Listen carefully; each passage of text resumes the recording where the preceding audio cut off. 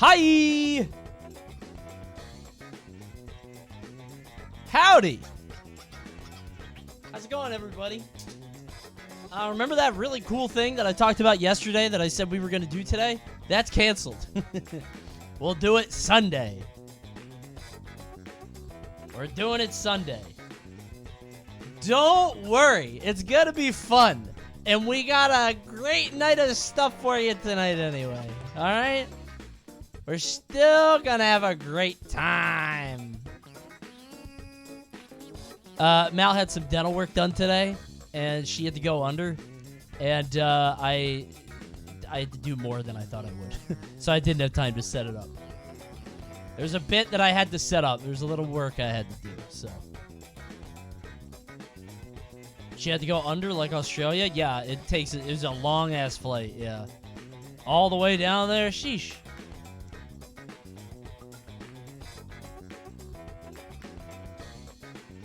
Toast the buns, French the fries.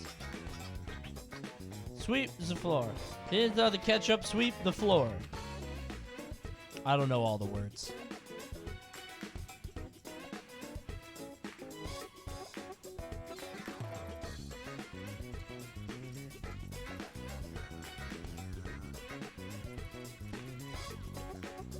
Okay.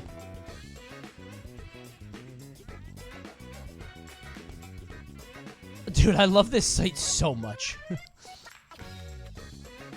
These are my current going live tweets. I just pull for, I fucking love this site. This site is called Death Generator. I love this site so much. It's legit just... I think that's Tim Curry. I think that's Tim Curry.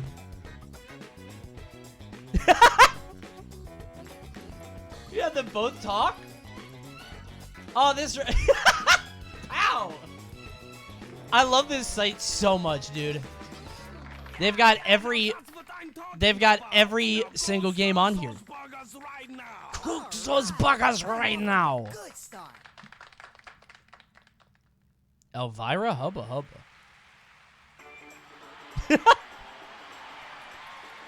This is perfect. I love this site so much. I gotta donate to them. They have something at the top. Oh, you can make Kirby say whatever you want? Oh my god, you can change both? Oh, that's so cool. This is amazing.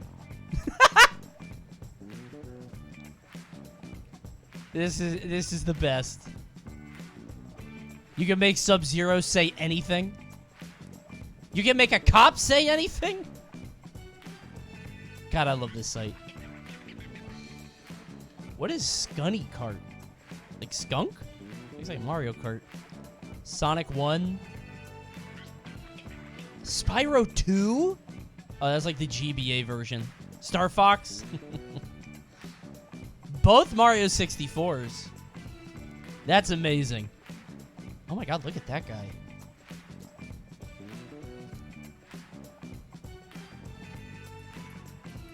I've never heard of this. Faxanadu? No, that's totally rad. The other one was Faxanadu. Okay. Undertale logo? Wait. That's pretty good. I like that. I love this site so much. This rules. Thank you, Kristen Kudge. Kristen Cooge? Kristen Kudge. Thank you, Dooley Dude. Thank you, Hidden Llama. Thank you, Mr. That's Not Safe. Torvgen. Keen Fellow. Foos Dog X Maniac. Jabba for the gifty 17 minutes ago. Sheesh. Are you on Twitch Atlas? I don't know what that is. Twitch Atlas? Oh, is that the one with the bubbles? No, I'm not on here. I'm too small. I don't think I am. No. I'm too small. I'm tiny. I'm too little. Aiden Ross, right? Where even would I be now? Where's my home? I probably... The biggest person... It's probably like an Alfred or like a Doug thing. But I don't even know if our audiences, like, connect that much. You know what I mean?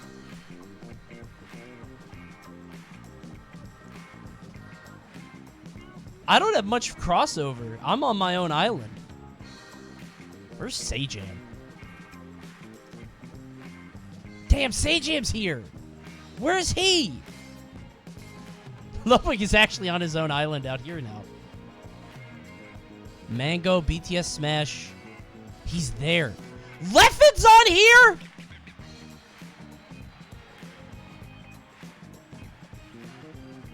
Huh? What? Maybe it's all caps. Oh my god. I'm literally a who? I'm so tiny. Actually, I wonder if it's because of the games that you pick. It isn't updated for recent events. Well, yeah, where is the update, Twitch Atlas? It's probably, it probably goes off the game that you play. Probably because you are unemployed, yeah. Yeah, I'm just chatting. I think that's the issue. My ass is chatting. Although, Eris is not playing fighting games. Right? Sajam is just chatting too. Yeah, but I think usually he has a game up. At least more of the time than me. Right? It's based off shared viewers. Damn, I'm on my own island. I got nobody. Is EE on there? No. Sajam has Strive half the time. That's what I mean. If he... Oh my god, look at this. Dude. That's crazy.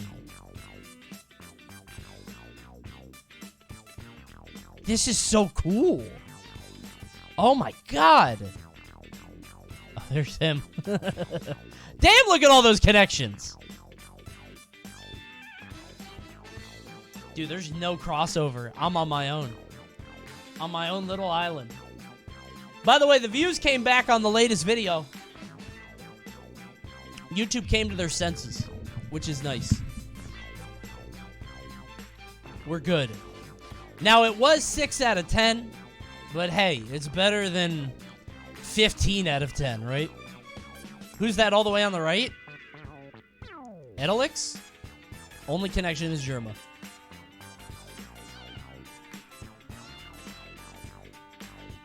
Please play NCAA 14's Mascot Mode. Wait, what? You're throwing it way back that humans didn't exist, so we're about to be bears. Yeah, we're being like Dogs and tigers. Alright, so we're doing Mascot Mode. Oh my god, look at their... Oh, dude, their stats are crazy. That's just a dude. That's not even in a map. I feel like he would win. 4-minute quarters. He can see everything. look at this guy.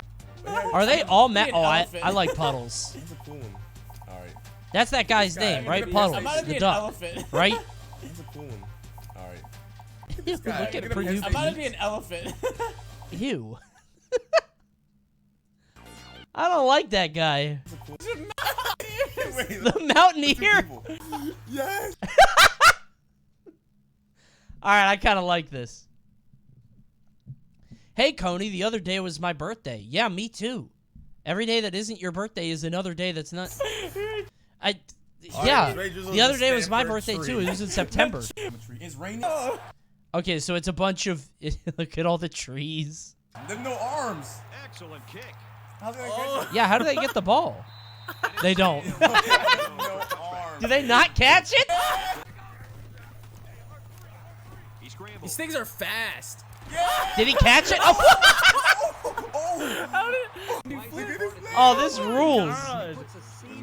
You like ate the ball. The athleticism. Nickname my guys. No, you man. This is amazing. I miss NFL Blitz so much. It just makes me miss Blitz. I would love this if I didn't have all of one thing. If I could like pick a tree and a Mega Man and a Mountaineer and a Purdue Pete. You know what I mean? If I could have one of each, that would be nice.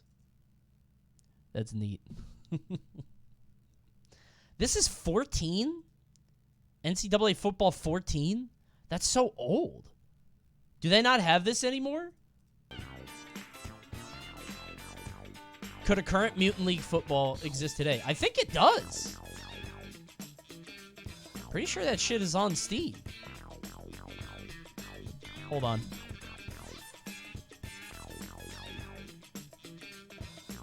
Yeah, dude.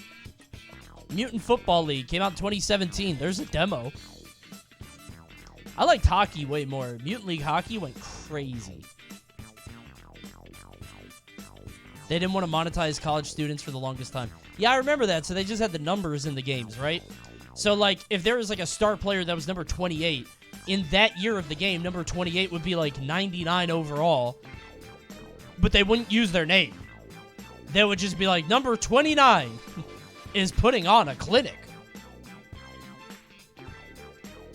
I've never played this one. I loved Mutant League hockey. It was clearly meant to be the actual player. Yeah, would still use their likeness and everything. They would just have the number. It was funny. Ad starting soon. See you guys soon. I'm never snoozing the first ad. It's only 10 minutes in. Deal with it. Oh my god, dude. My nose is bothering me. It's so dry. Ugh. This is the haircut song, right? Yeah. Caramba! Hey, who did all of this? I don't remember a That's pretty gunshot. good. You did. You told me to. You did.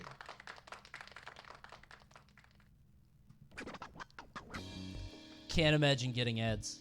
As the streamer, certainly not. Did you ever play Blood Bowl? Nope.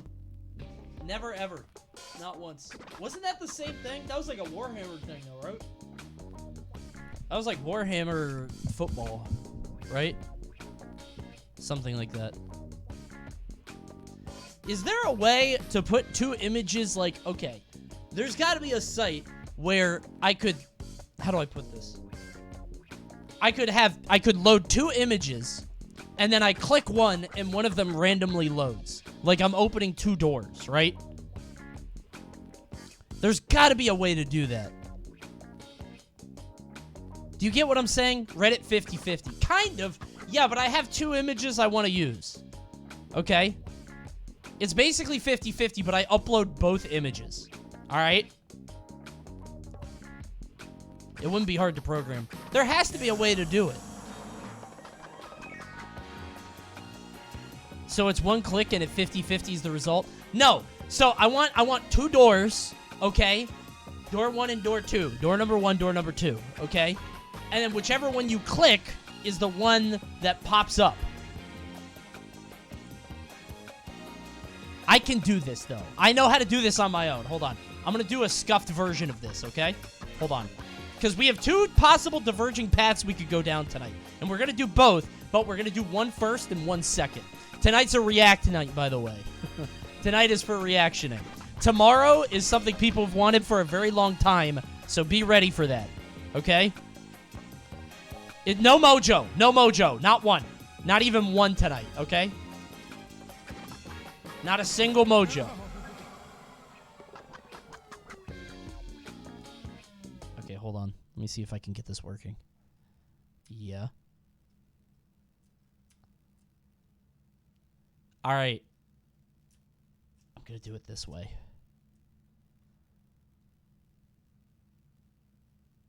Oh, this is perfect. I know exactly what to do.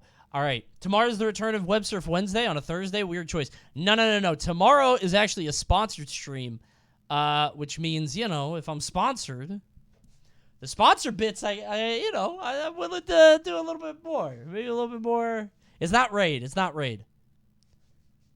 There's something I need to brush up on. There's something I need to work out. Okay, so be ready. Okay. Now, there are two options tonight. Oh, perfect. This is it. This is the one. Yeah. Okay. Oh, hell yeah. Okay. All right, I'm going to do this in, yeah. Okay, we're going to click maps this, okay? I have to set up the two color sources, though. Okay, let me see. Add color source. I should have done this before. Oh, this is perfect. You're going to pick the red pill or the blue pill? Okay.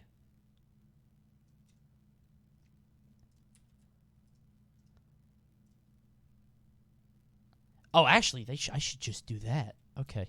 Hold on. Red pill. If I could get like a big-ass red pill. Oh, perfect. No, dude, the images all have red pills and blue pills. I don't want that. Actually, I can make this work. All right, hold on.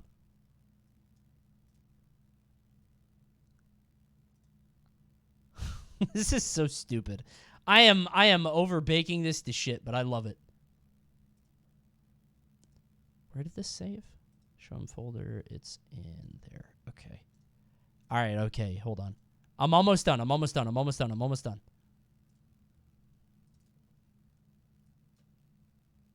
Dude, what? Okay, never mind. That image didn't work. This is pissing me off. Okay. Hold on. I've almost got it. It's because these things aren't... Okay, I got it. I got it.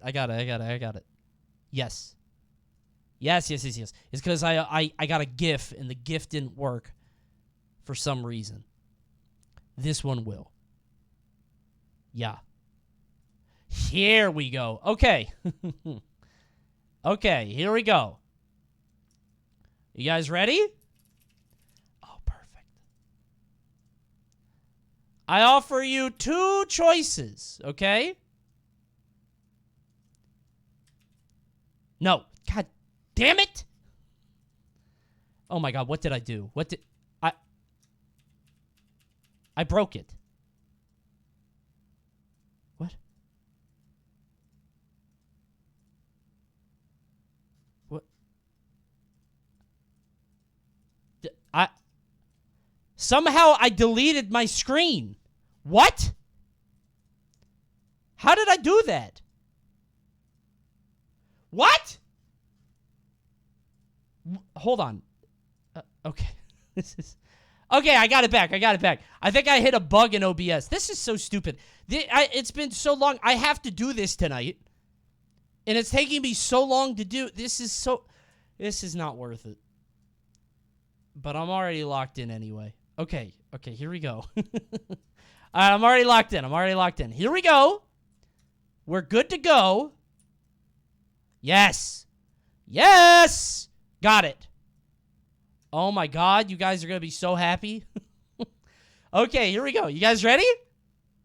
Here we go.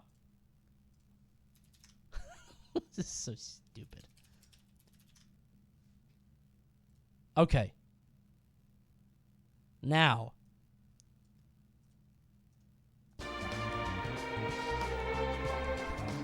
Wait, no, where did the parappa music go? Turn that off. I offer you a choice. You know what? Before this gets out of hand, you guys are pissing me off. You went blue pill, okay? Which, guess what? You know what that means? We got some unfinished business. There's a channel that I was going to a while back that I really like their movies, but I didn't actually finish them or get to watch all the ones that I want. It's Salmonella night. Oh, baby. And you know what? I bet you guys are going to be so mad about this because I still want to do it later. You could have had every single Kong. You could have had every single Kong. 40 minutes of Kongs. You can't take both. You only have one. However, I think we're going to take both tonight. I think we're going to do both. But you picked one first, okay? You made your choice first. Kongs later. I want to change my vote. Too late. And by the way, I'm starting with this one because I don't think I watched... Hold on. So there was a channel that we went to a while back that I think we all enjoyed. I didn't see the chimp stories.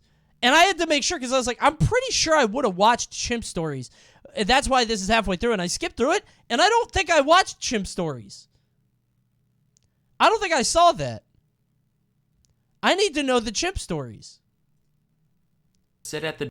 I was like going through, and I was like, have I seen this before? Surely I would have clicked on the Chimp Stories. Coney, I watched Nope today, and I've never been more shocked by the opening of anything ever. Really? You've never been more surprised than that? Wasn't that shocking? As soon as I don't know, I heard there was a monkey on the set. I was like, uh-oh, big mistake. Red alert. We've seen this one? Are you sure? This one's pretty violent. Oh, really? Maybe that's why we didn't watch it. Is this the one that, is this the one with the lady that had the pet? Oh, no. We had to pivot? Oh. Is that the one? Okay. Well, this is the one that brought everybody back, and I haven't seen this one. This is where scientific animal names come from, which I'm learning along with its edutainment. Oh yeah, we've definitely watched this. I remember now. Was that the one with the guy, the chimp that tore off the lady's nose and lips and shit? Yeah, is that the one? Ooh. Yeesh. Hey kids, I just woke up from a nap I took in January of 2020, and boy are my arms tired. Let's see what I missed. Queen's dead, war in Ukraine, the Taliban's back. What is... Holy shit. Wait, so how long was they this made guy a gone? movie called Scoob. Because damn! He's been doing this for over 6 years. 2 years ago? 3... Jeez.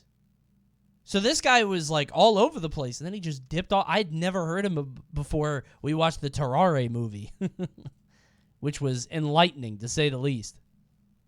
Unprecedented global pandemic, Space Jam 2, some popular guy named Brandon. Yep, that just about covers it. Anyway, we all know about the scientific names of animals, but did you ever wonder what they actually mean? To find out, we must look to taxonomists. They're the guys responsible for the systems of nomenclature we use to classify organisms. Is that jellyfish? That is the most solid-looking jellyfish. It looks like a mushroom. And boy, are they convoluted. First, you got the big 8. Domain, kingdom, phylum, class, order, family, genus, species. I've seen plenty of mnemonic devices for this, but since the D just showed up in the 90s and is still disputed by some scientists, he's usually not included. So allow me to suggest a few. Dizzy kids puke cereal on fairground staff. Dumb kittens pushing cups over feeds growing spite. Donkey Kong's Okay. fucking we got back to Donkey Kong anyway. You got Donkey Kong anyway. There you go, everybody. The way You this got your whole thing DK. works differs slightly depending on which kingdom you pick. So today we'll be sticking to the animal one, because that Yeah, one's I the don't wanna- coolest, and I I'm don't in wanna it. see So what the constitutes mushrooms. each taxon is pretty fruits. arbitrary. They basically just serve to act as another set of branches in the tree that taxonomists build. The one exception is... Do keep plates clean or family gets sick. Wait, is that real? I like that one. That one's way easier to remember. I like that one. King Philip came over from Germany Saturday. Wait, you guys know all these?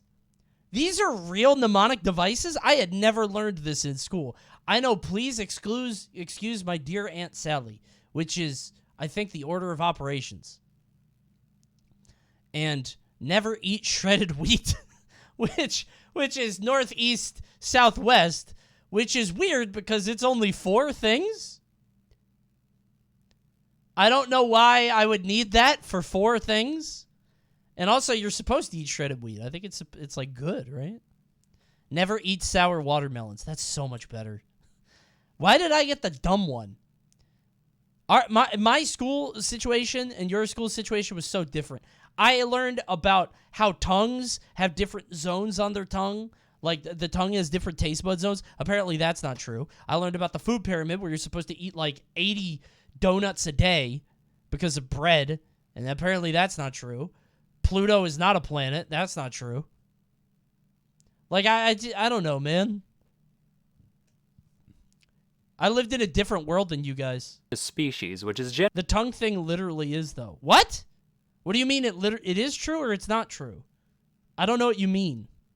generally defined as any group of animals that can have Pluto's back to being a planet. Is it? No, it's fucking not. babies with each other that No. aren't sterile freaks. Mule, liger, zedonk, skunk ape, they can live fulfilling lives, but they're all shooting blanks, so they don't count. On the other hand, in our innumerable Wait. they can live fulfilling Donkeys could sleep with zebras? That feels cruel. What scientist came up with that? That's fucked up.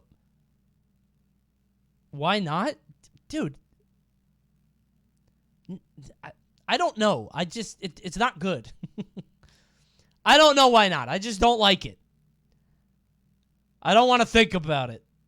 lives, but they're all shooting blanks. I'm bigoted to this specific issue. They don't count. On the other hand, in our innumerable trespassing sin! against God, we can make things like chidanes, which actually work, so dogs Ew. are dogs are dogs. Besides species, though, it's the Wild West in here. Plenty of times, 8 tiers isn't even enough for scientists, so they just stick new sub-levels in between. Legions, cohorts, tribes, series, divisions, and if you want to keep going, you can throw all kinds of prefixes What? on any of these for even more layers. There's even subspecies, which the more pedantic of you may think to yourselves that creating names for subspecies at all kind of undermines the single somewhat agreed upon definition There has in to the be a whole better tree. way to To do that, this. my friends, More taxonomists tiers.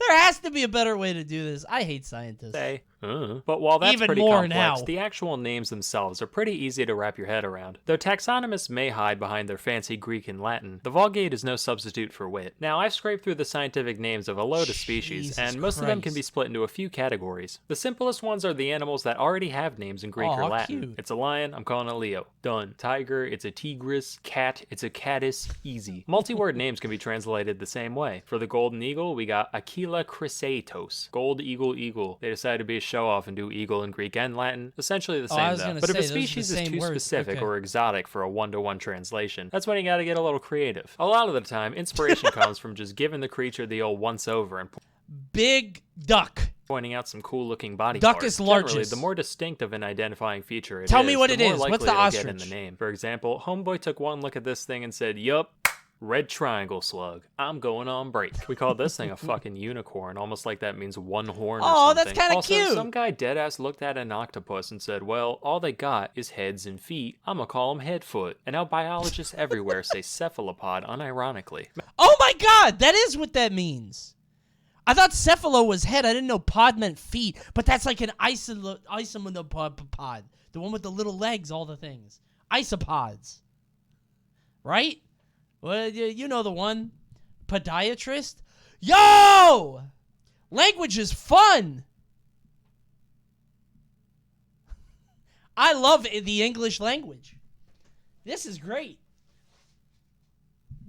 Latin is stupid. I think this is cool. Matter of fact, if it's I'm a got fan of feet, that. chances are that's part of its name somewhere. You got 4 feet, 6 feet, 8 feet, 10 feet, 2 feet, equal feet, both feet, double feet, stomach feet, lip feet, sucker feet, wing feet, big feet, slow feet, or feet, both feet, joint feet, no feet, 10,000 feet. Okay, count, wait, wing that feet, was big actually feet, my slow question. What feet, happens or if you feet, don't both have feet? Joint feet, no feet. Apoda. Like snakes. That was actually what I was going to ask next. Feet, 10,000 feet, cow's feet, spade feet, cat feet, small feet. If it doesn't look that interesting, another Bears have thing to cat point feet? out is where you found it. That's This could be a cute. territory like American bear or Siamese crocodile, or just a habitat like woods macaque or toilet rat. But that's boring. We need to look at the crocodile, or just a habitat like woods macaque or toilet rat. That's not real, is it? Is that a real... I'm actually... Can rats do that? It's real. I have one. No, I know that, like, it's like an urban myth about crocodiles coming out of the toilet, but they're in your pipes. Can mice do that? I always thought that was like a Ratatouille thing. Ratus latrinum. I guess Fievel did the same thing. Oh my god! Oh, never mind. I searched it, and this came up, and I was like, oh, it's true! And then it just says Ratus. I got tricked. Google sucks now, dude. I can't trust them for anything. There is no concern for the black rat. Least concern.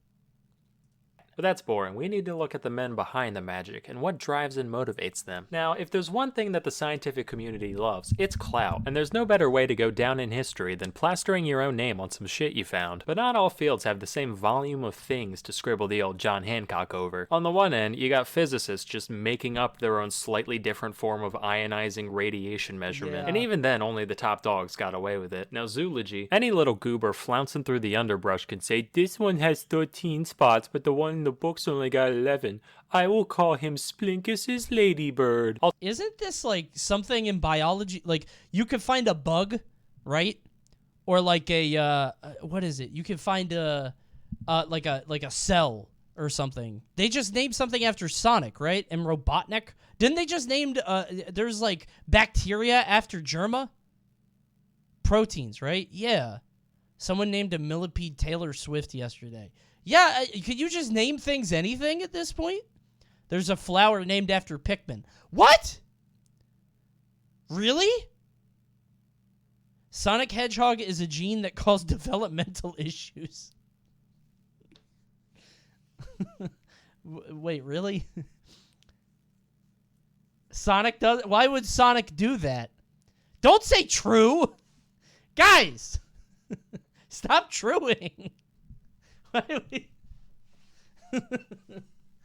Is that real?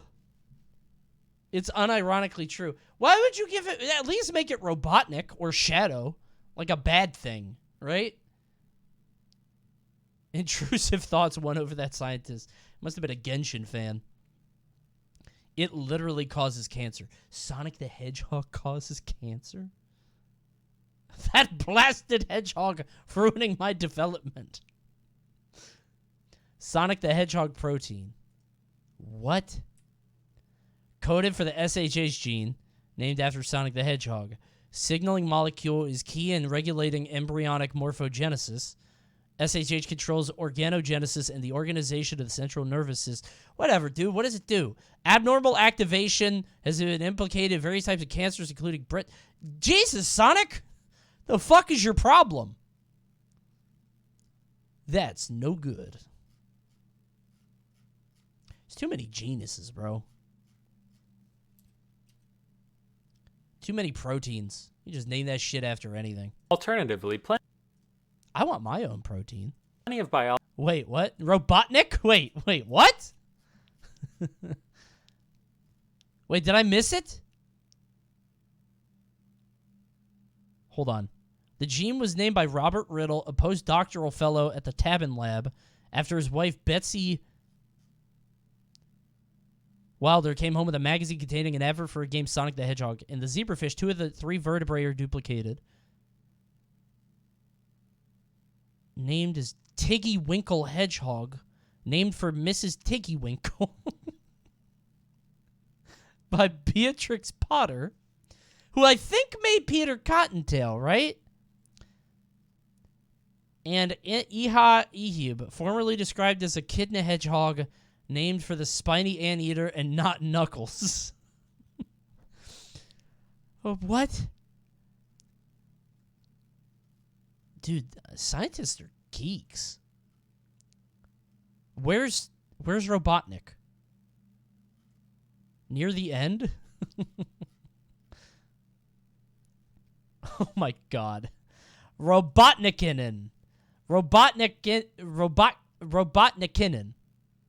A potential inhibitor of hedgehog signaling pathway has been found and dubbed Robotnikin. But he always loses. Is Robotnik curing cancer? The gene has been linked to a condition known as holoprosencephaly, which can result in severe brain, skull, and facial defects, causing a few clinicians and scientists to criticize the name on the grounds that it sounds too frivolous. It has been noted that mention of a mutation in a Sonic Hedgehog gene won't be well received in a discussion of a serious disorder with a patient or their family. Doc, what's going on with my son? I'm sorry to tell you. He's got Sonic the Hedgehog in him. We're going to inject him with 200 cc's of Robotnik. We got to send Eggman in there. He's got that hedgehog in him. The name is now generally seen as a humorous relic of the time before the rise of fast, cheap, complete genome sequencing. That's not funny to me. Lunatic fringe? It's a protein encoded by humans, but... Oh my god, that's even worse. Your son has the lunatic fringe. Oh my god. There's a Pikachu one. So stupid. Let's fucking go, Wazos. Let's fucking not go. That's pretty good. Robotnik's son got diagnosed with the Sonic genes. That's why he became a villain. I had to put a stop to him. I hate that protein! Biologists have given shout-outs to their contemporaries, both other biologists and those across the academic gamut, I from want a protein. geologists to physicists to explorers and more. Naturally, Darwin's got a shitload, but even the background characters get immortalized one way or another. Who are Thompson, Grant, Summering, Erlanger, Speke, and Cuvier? I don't know. But they've all got gazelles, Those all look the same. so they must be pretty cool. Of course, other times, the name checks go to people who had fuck all to do with anything except for one taxonomist being a fan of theirs. Plenty of popular celebrities have species named after them, but since all the big cute stuff was found and branded a while ago, most of these idols are commemorated through repulsive little invertebrates. You got Scaptia, Beyonce. The only similarity I can gather here is Queen Bee. It looks like a bee, both not a real bee. There's Anomphilus jagarius, an old stone named after an old stone. In 2007, one Jason Bond, a professor of biology at UC Davis, dubbed this little dude Myrmecia Neil Youngie to honor his favorite musician, which caused my man Stephen Colbert to go on TV and profess his utter indignation at not having a spider named after himself. So naturally, the next year, Bond actually went on the Colbert Report to... Okay, so do you guys remember this era of Colbert Report where at the end of every episode, and I think John Oliver started doing this too, he would keep like... He would do like a call to action for something to happen. And it kept happening. And it was kind of cool at the time, but now it's so corny to look back at. Colbert Bump. Yeah. I feel like it was fine at the time because it feels like you were mobilizing an internet sort of population that wasn't seen before, which is kind of cool. But now it just feels so like, I don't know. Colbert was funny before. No, dude, no. Don't get me wrong. Colbert was great before. I'm not coming at the guy at all. Colbert Report is a great show. I think he's just so... I don't know. He's so sterile now, you know? I think it just happens when you're sort of thrust into that late-night position. But I think a lot of other people have talked about that, so whatever. John Oliver still does it, and I find it funny. I think the shtick is just a little... Like, it happens so often that you kind of... I don't know. He's just old, that's all? I don't know about that. I think you just don't get away with as much. He's still got that, like, Upright Citizens Brigade soul in him, you know? To announce the naming of apostagist Stephen Colbert. So, if that gives any of you I believe epic you can still do biologists out there any ideas, you know, I wouldn't be opposed. Please, I would do anything. For the love of God, I'll even take a lichen. The world of politics is by no means immune to this phenomenon. Obama alone has fucking 9, as do a load of other presidents. What? Obama has a bird? Like, the fish is whatever, the worm... Birds are prime real estate, I would imagine. All this other shit like bugs and fish, like you could have any of those. But birds are kind of rare, right? Because a lot of people want a bird. Obama has a Japanese shogunate named... I don't know what a shogunate is. I know shogun is like a... What? It's the hereditary military dictatorship of Japan. They're way ahead of the curve. That's very progressive. Obama domain?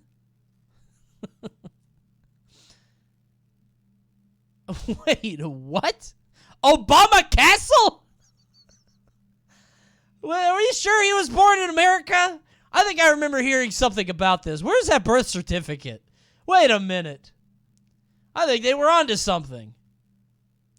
Obama Castle Donjon, pre-1871. Check his birth certificate. Send him back. That's unbelievable. He got away with it for 8 years. I missed this period of Obama before he turned centrist when he had a castle, a seaside castle located in what is now the city of Obama. He has a city? Oh my God. What was this dude doing when he was in office?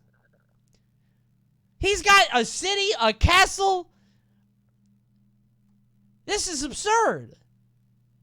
And they say Trump had conflict of interest. That's wild. Maybe that's why he was doing so many drone strikes. He was leveling the field, you know? But not before Akon City. Wait, Akon like convict music? That's pretty good. Trump's got a moth with funny hair, Bush Aw. has a fungus beetle, Reagan's a wasp, Carter's got a darter, and so forth. Oh my God, that's Jimmy Carter? Man. Even Austria's most famous painter got the honor through this blind cave beetle. Mind you, it was 1933, Oh, dude, so that you can only blame sucks. the guy a tiny bit. Hitler actually wrote him a letter saying, "Oh, thank you, my little entomolomensch," and then went on to do, you know, Hitler things. Fun fact, not only was this beetle stuck with just about the worst name you could have, it's also now facing extinction solely because of its value to Nazi memorabilia collectors. Guess old habits die hard. Oh, fictional character. Wait, really? That poor thing!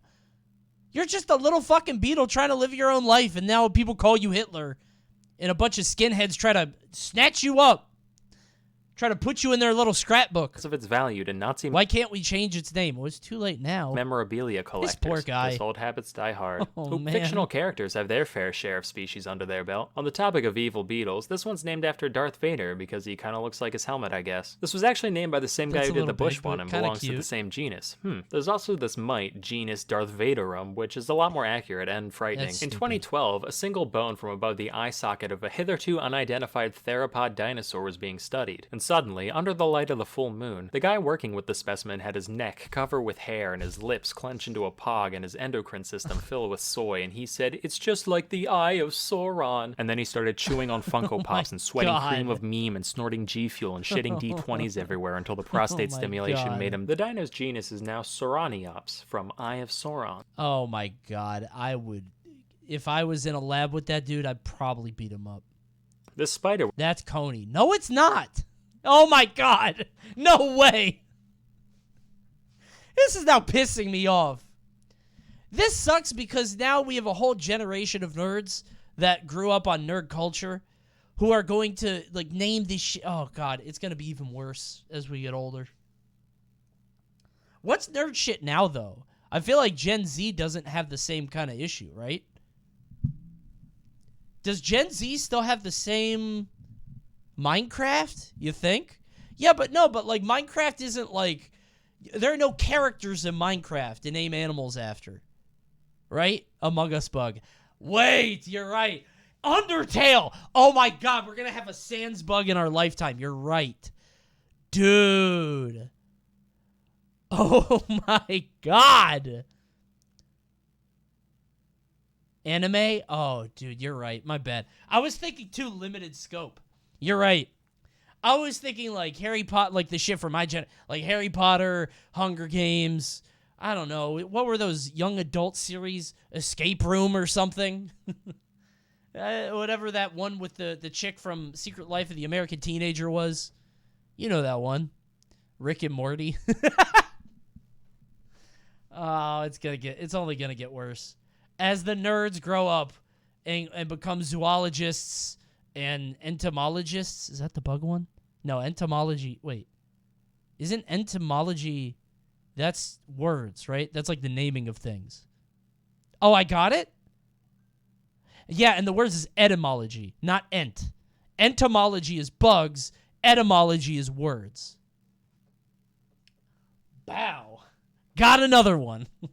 I'm actually shocked that I was right. I never get those right. was named So after good. Godric So Gryffindor because good. it looks like the Sorting Hat. SpongeBob has not a sponge, but a I fucking knew it. fungus. The legendary birds from Pokemon each have their own, you guessed it, beetle, and the list goes Oh, on. that one's cool. I like Scientists that, are though. That's nerds. cute. Who knew? Anyway, while this all seems kind of chaotic, there is some method to the madness. One rule is the principle of priority. This states that once somebody publishes their chosen name for a species for the first time, that's the name, and other taxonomists typically can't change it. This has led to plenty of misnomers coined by whoever got their foot in the door first, particularly in the case of the guys doing this stuff before we had the luxury of genetic analysis. Here's one. Red panda? Nah. Shining cat, coined in 1825. Aw, to be fair, that's they're way actually about better. as close to cats as they are to actual pandas, so whatever. Here's No, two. shining cat's way Capsicum cuter. chinense. Eaten there? Sure. Native? Only off by around half a globe, where literally all hot peppers came from. This principle holds true even if someone thinks they found a new species, only to Wait. all hot peppers came from. All hot peppers came from over here? Is that real? They had nothing hot over there? Really? They got nothing over there to spice up their food. Then what is India doing? Wait, how does India get spicy food? Curry. Yeah, wait, what? Don't worry, chat. My first Wasabi. action in my Yeah, wait a future minute. career as a zoologist will Wait. be to install a locker in every lab. I Oh, will good, stop this okay. nonsense. Yeah. Just try to sneak a locker in every single lab and say it's the, like, I don't know, put your day clothes in it before you switch into the coat, you know? Spice trade? Spices do not equal pepper. Yeah, but, like, it's like, I thought the spices came from the peppers, right? What is the spice from? The earth? Leaves and roots are spicy. Okay. This principle holds I thought, like, spice was like a ground-up pepper, you know? true even if someone thinks they found a new species, only to later discover that it was already named. For example, in 1824, one John Edward Herbs, Gray roots, plants. Yeah, like peppers. documented the plains zebra, calling it Equus burchellii, or Burchell's horse, named after a renowned naturalist of the day. Little did he know, back in 1785, some other douche classified this character as That's the quagga. cute. The last quagga died in a Dutch prison in 1883. So, why do we care? Well, in the 2000s, scientists decided to scrape some gunk off a dry quagga pelt and study its DNA. And from that, they realized, wait a minute, apparently this guy and zebras could have, made a little plaid in the hay together. So technically, they're one species. And today, they're both called quagga. Sounds kind of asinine, but then again, so does asinus, and that worked out fine. Just to maintain the Cute. distinction, the extinct subspecies was renamed They're in quagga love. quagga, so you know it's the real quagga. This double naming convention has been done with a lot of subspecies, in fact. Wild horse, spotted panther, or my favorite, gorilla. Just like There's wild horse? fact, wild. I don't know why I love wild horse so much. Like the Will Smith song, you know? You need a guy dressed like this to handle that horse. He's ready for anything. This Rasputin-looking dude. Wild horse, spotted panther, or Mario 64 level names. That's good. my favorite, gorilla. Just like, yeah, it's the gorillest gorilla that ever gorilled. Fuck you want from me. A closely related rule also states that the names of all taxa have to be unique. This is so funny.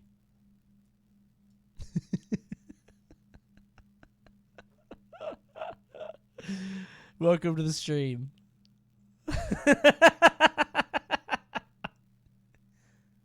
Thanks for stopping by. So if two people coincidentally name any taxon the same thing, the older one gets to stay and the new one gets the boot. Like if you saw a Ew. genus called echidna, you'd think it was, an echidna, right? Well, no, Yeah. that'd make too much sense. For a while it was true, from 1797 to 1811. I still don't really know what echidnas are. Like, Sonic has not been helpful. Knuckles doesn't look anything like this shit. Then it was pointed out that someone They're else so already ugly. called a genus of moray eels echidna back They in aren't real. I've never seen one. 1788. So the real echidna had to be changed to Tachyglossus, or quick tongue. Then a decade later, a dude did the same thing for a genus of vipers. Another 22 years passed, people discovered the same thing, and they were renamed to Bitis, cause they bit us. That one at Aw, least made a bit of sense, that's given that cute. the original echidna from Greek mythology was half lady, half snake, but who cares at this point? Anyway, I've just barely scraped the That's surface cute of all the calling a goofy snake a names out Bitis. there, I so feel like free to that. post more down below. That's That's all adorable. I've got for now. Till next time, I'm Salmonella, and I'll see ya in 2025. So I was saying that I've never seen an echidna. I don't think they're real. And somebody said, Coney, you have Wikipedia. And then it made me realize, if I didn't have the internet, or like if I was around in like the 1800s, I wouldn't think, I would be shocked all the time. Right? Like, I would be constantly surprised when I went outside. There'd be so many new animals at all times. Like, I see maybe 3 deer every year. I think. I might see 3 deer in 12 months. I don't know if I've ever seen a groundhog in my life.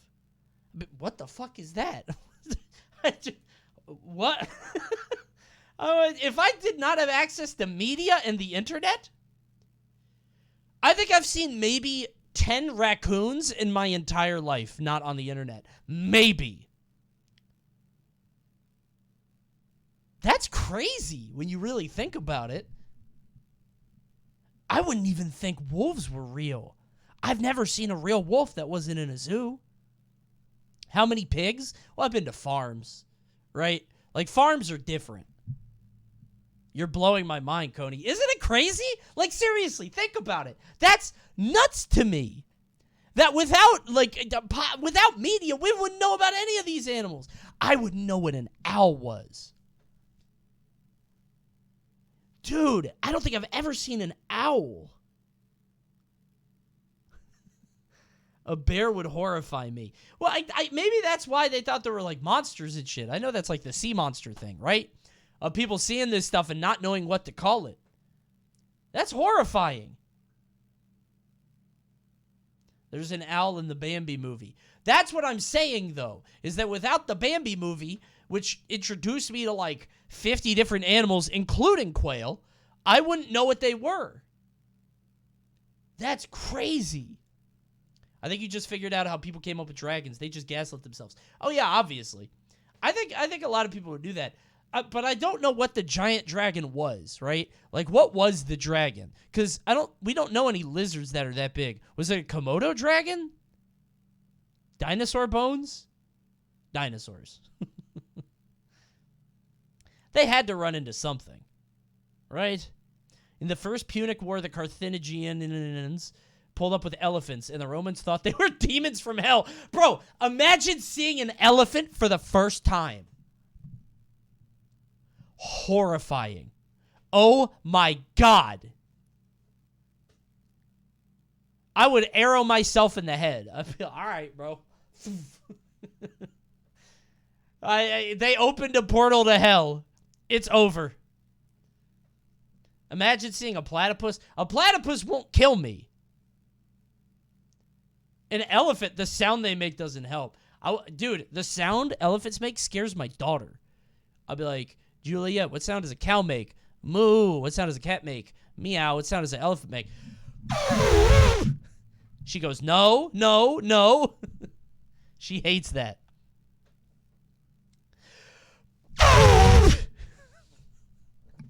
She hates that sound. It's awful. Platypus have venom? Shut up. They have little tiny teeth. It's not even that bad. I wouldn't die to a platypus. That's humiliating. The venom, it's on its feet?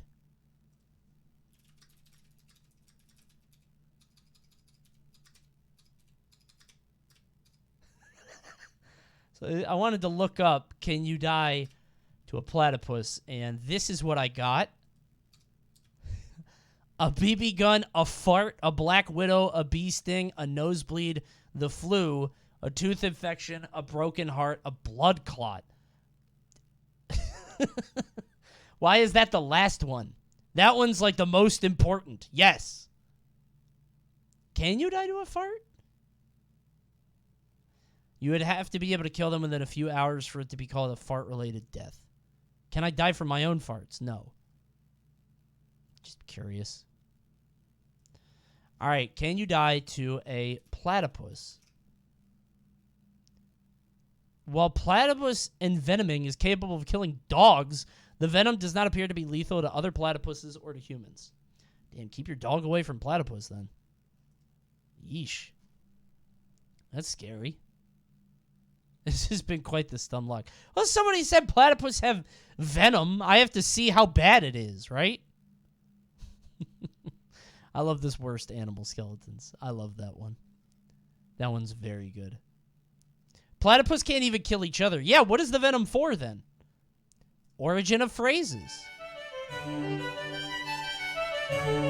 Coney, I have a butterfly named after me. No, you don't.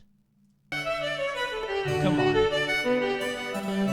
You Hey do kids, not. you know what's cool? Entomology. I mean emetology. I mean etymology. There we go. Today we're gonna talk Hey, there's that word again. about Oh some no! Ad starting soon. Oh, I forgot. Dude, I saw it at 30 seconds and then it just sped up. Guys, primes now. Chop chop. Primes, drop a prime. Ads are starting. I can't stop it. It's already begun. Uh-oh, ads are on. Okay, there they go. They're going. See you on the other side, everybody. words, some combinations thereof, and where they come from. First is the phrase white elephant. Now, for those out of the loop, a white elephant is That's a like possession which its the- owner cannot dispose of and whose cost, particularly that of maintenance, is out of proportion Oh, I thought to that its was like Secret usefulness, Santa, and also right? a game played during the holidays for people who prefer random garbage over actual personalized presents. Wait, what's white elephant also called? Is it Secret Santa? I thought there was a different word for it. It is? I thought there was another one. Yankee Swap. Not that one. I've never heard of that. Kris Kringle. Yankee Gift Exchange. What? Yankee Swap? I've never heard of that. Chinese Gift Exchange. Don't like that. Why is it Yankees and Chinese? This is stupid. Hanky Panky? That's something else. According to legend, this saying Dirty Santa? That's a movie. No, that's Bad Santa with Billy Bob dates Thornton. back to Never the mind. monarchs of Siam. Whenever one of the king's courtiers drew his displeasure through whatever means, he would offer them a gift of a white elephant. It was considered the ultimate insult to refuse a gift from the king, so naturally the elephantee would be forced to accept. Now, if you know elephants as well as I do, you would know that they are frickin' gigantic. They can consume around 50 gallons of water and 500 pretty pounds good, of foliage actually. every day, which would be quite expensive to keep up in modern times, let Yeah, alone that's a hundreds of years nightmare. ago. Plus, these ones are albino, so you have to hose them down with SPF 30 once an hour or else Bro, they'll just turn let into it one die. big tumor. Okay, not really, but they definitely needed their shade. Also, Southeast Asian cultures considered white elephants sacred, so you weren't allowed to make the animal work, and you'd have to hire a load of people to care for it on a daily basis. So you can't let it die. So basically, you would just be given a pet to take care of, but not like a cat or a fish. Take care of this giant 50-ton albino elephant. What an asshole. Basically, the person getting the gift would have to choose between financial ruin or letting it die and being socially ostracized and possibly even killed. I thought this whole thing was pretty clever, so I've started doing my own version. Whenever someone gets on my nerves, I spray paint progressive comments all over their house. That way, they'll have to spend the whole day angrily scrubbing it off, and then the neighbors will be like, Wait, does that mean he likes the N-word? bigoted scum. Next is balls That's to pretty the good. wall. That's This funny. one harkens back to the days when planes flew in the air. The throttle of many aircrafts would be controlled with Fun fact, elephants are responsible for the most zookeeper deaths of any animal because they're usually gentle enough to go right in the enclosure, but if you piss one off, it's smart enough to wait until nobody's around to help. What? An elephant will assassinate you when nobody's looking? That can't be true. There's no way that's true. And they never forget. You better not mistreat that elephant. Excellent work, 47. Oh my god. Do elephants actually pick people up with their trunks, or is that just like a Simpsons thing? Is that media? Do they actually do that? They can? Okay. They use it for bowling. I don't think they do that. I don't know if they have the capacity for that. Can elephants bowl?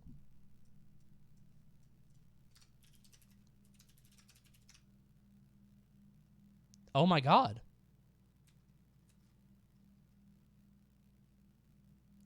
Readers will use their imagination as Bali the elephant faces all kinds of ups and downs and is stupid. I'm actually curious. with either a lever or a plunger, either of which were often topped with a sphere for easy handling. Thus, when you wanted to throw the plane into max thrust, you'd put the balls to the wall. In a Oh. similar vein, the phrase balls deep comes from pinball machines. When you want to launch the ball full force, you pull the plunger all the way back, otherwise known as going balls deep. Nah, just kidding. That one actually means what you think it does. Okay, Next I was gonna say that one feels a little labored. I don't know about that one. That one is okay. Is getting your goat, a phrase used when someone or something annoys you. The origin of this phrase is still disputed by etymologists, but one theory traces back to the sport of horse racing. In order to stop horses from getting nervous before a race, their owners would stick a goat in the stables to keep them calm. Apparently the presence of a goat has some kind of therapeutic effect on horses, kinda like a therapy dog, except they can't pet it on account of hooves, so they just sniff it for a while, I guess. That's so cute. That's adorable. Last year, an elephant killed a woman and then showed up to her funeral to disrespect her again. I had to make sure she was really dead. Yeah, it's not even like he could hide at the funeral. It's not even like he was inconspicuous. Bro actually pulled up right next to the coffin, probably looking down. Right, bozo. Getting two-tapped by the largest land mammal. I feel like elephants have got to be pretty gentle most of the time, right? What do you do to piss off an elephant? He had to swim to a different island to get to her funeral. What? How did he hear about the date? How did he know when it was happening? What are you talking about? That can't be real. They never forget. Who leaked the date to that fucking elephant? Yo, listen, I know you you took care of your op. She's going to be buried on this day. Go ahead and pay her a visit just to make sure. Elephants are too smart to be domesticated and contained. Apparently not. Zoos have figured it out. Elephant in chat. Oh my god. Elephant kills woman, then returns to funeral to trample her. The effects of climate change and expanding global population has been oh, here we go. Politics in my elephant murder story. There it is. Okay. Where's the... Hold on. A 70-year-old woman was killed by an elephant, only to have the same elephant reportedly return to her funeral to pull her body from a pyre and trample her again before fleeing. Okay, are we sure it was the same elephant? How do we know it was the same one? Maybe that lady had a really shitty passive. She hit level 70 and picked a terrible passive. She hit the button. You will live to 70 years old, but on your 70th birthday, you will draw aggro from every elephant.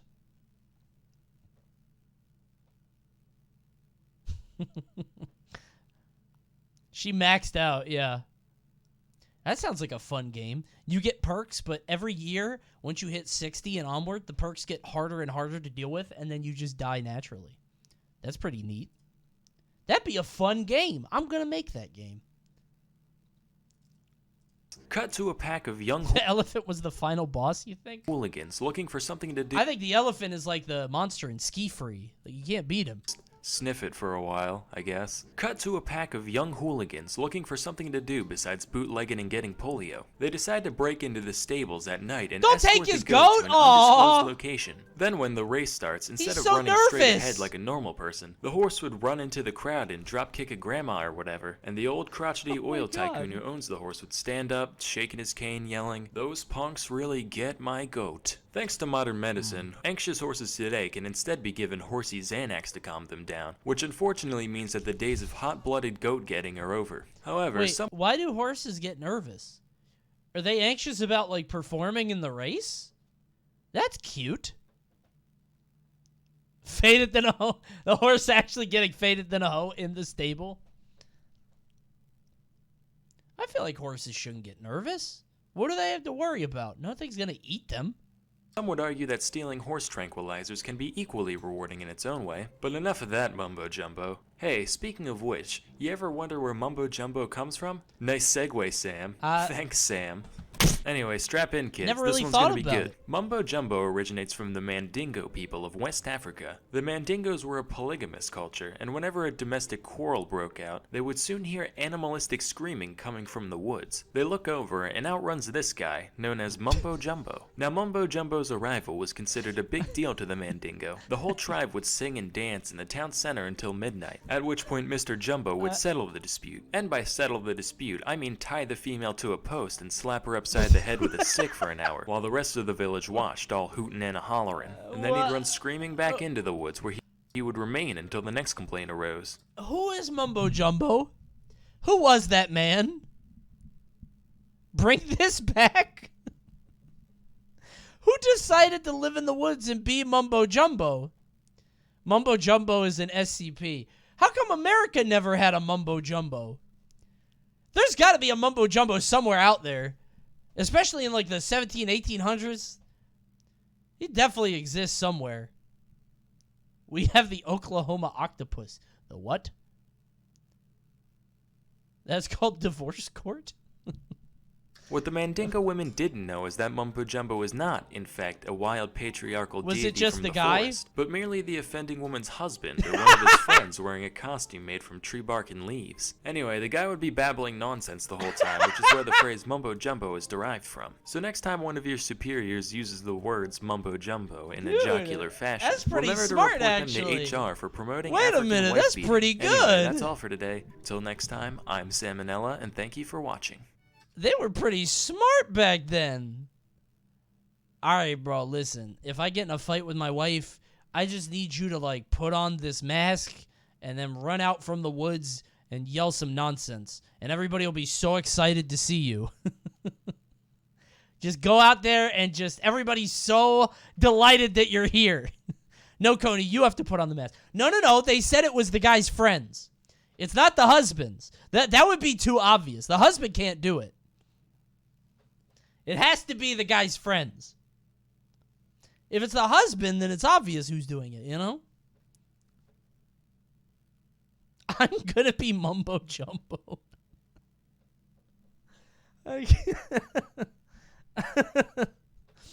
Would you be a Mumbo Jumbo for a bro? That's a good question. Hey, Guy Code. Would you be your bro's Mumbo Jumbo? Be honest. Come on. Absolutely. See, that's a good friend right there. That's a good friend. Not a good person. And certainly no friend to women, but a good friend to that one guy. Yeah. What a bro. Only if I get tied up? As Mumbo? Pre-industrial surgeries. Oh, God. Oh, God! Like a transorbital lobotomy?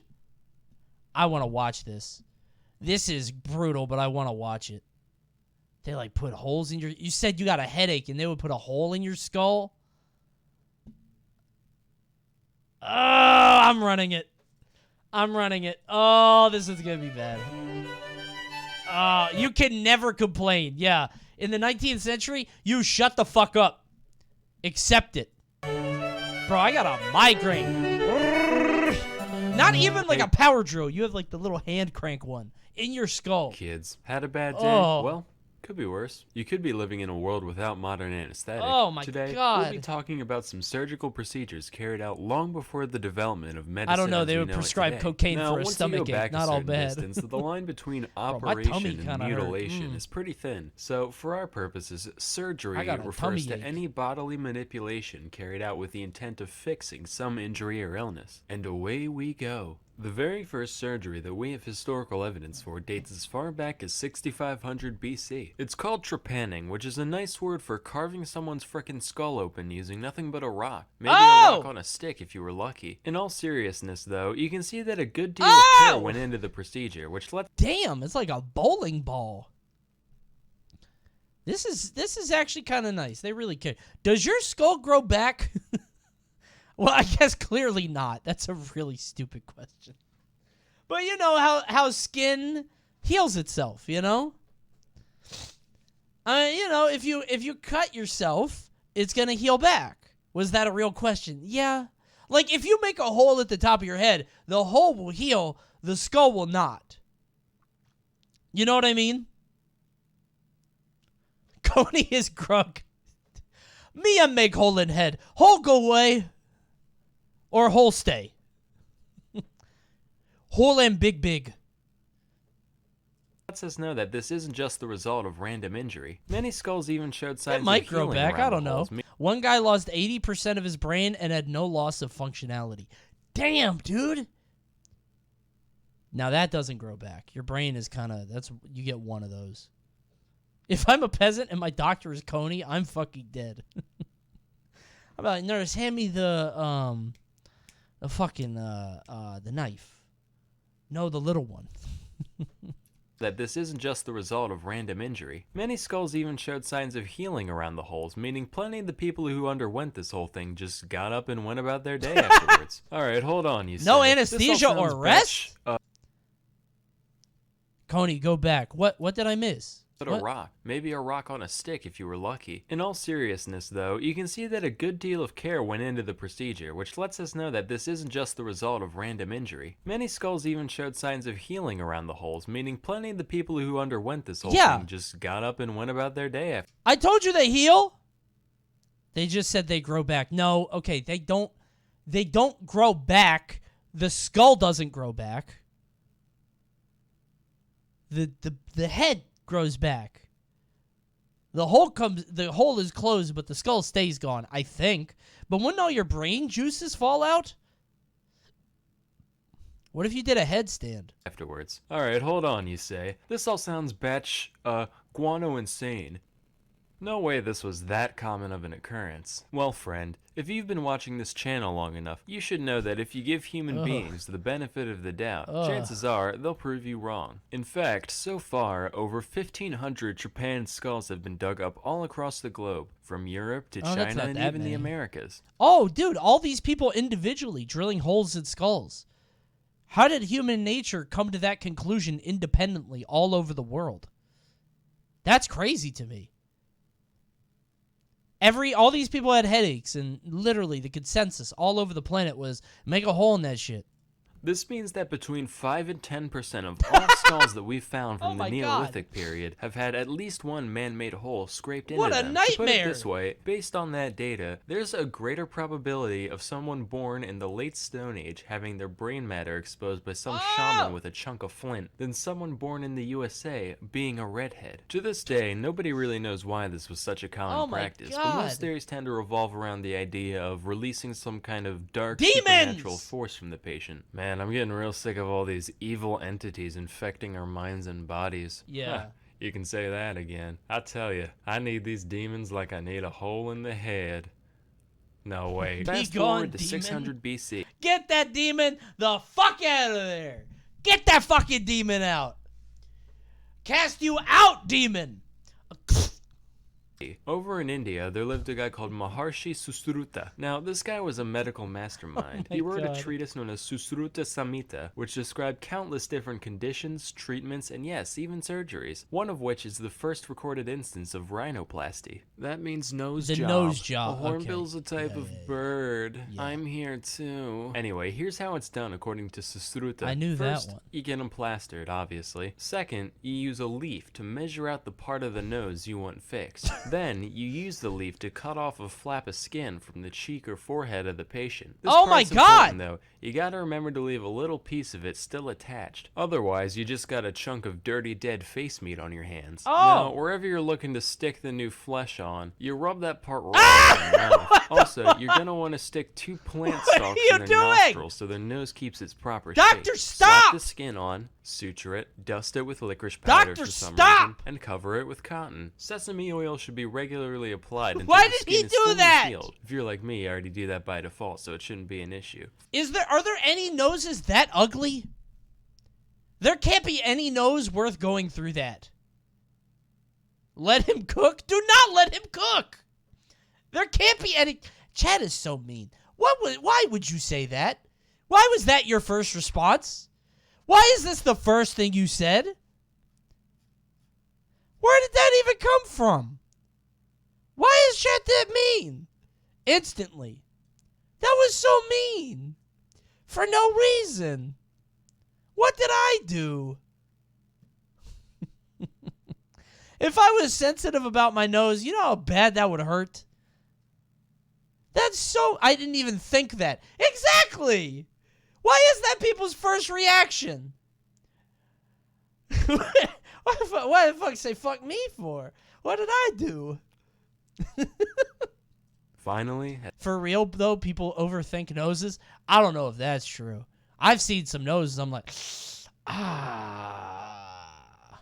at long last, your sniffer is reborn. But I don't know if it's Don't worth worry, all that. Still look like a freak.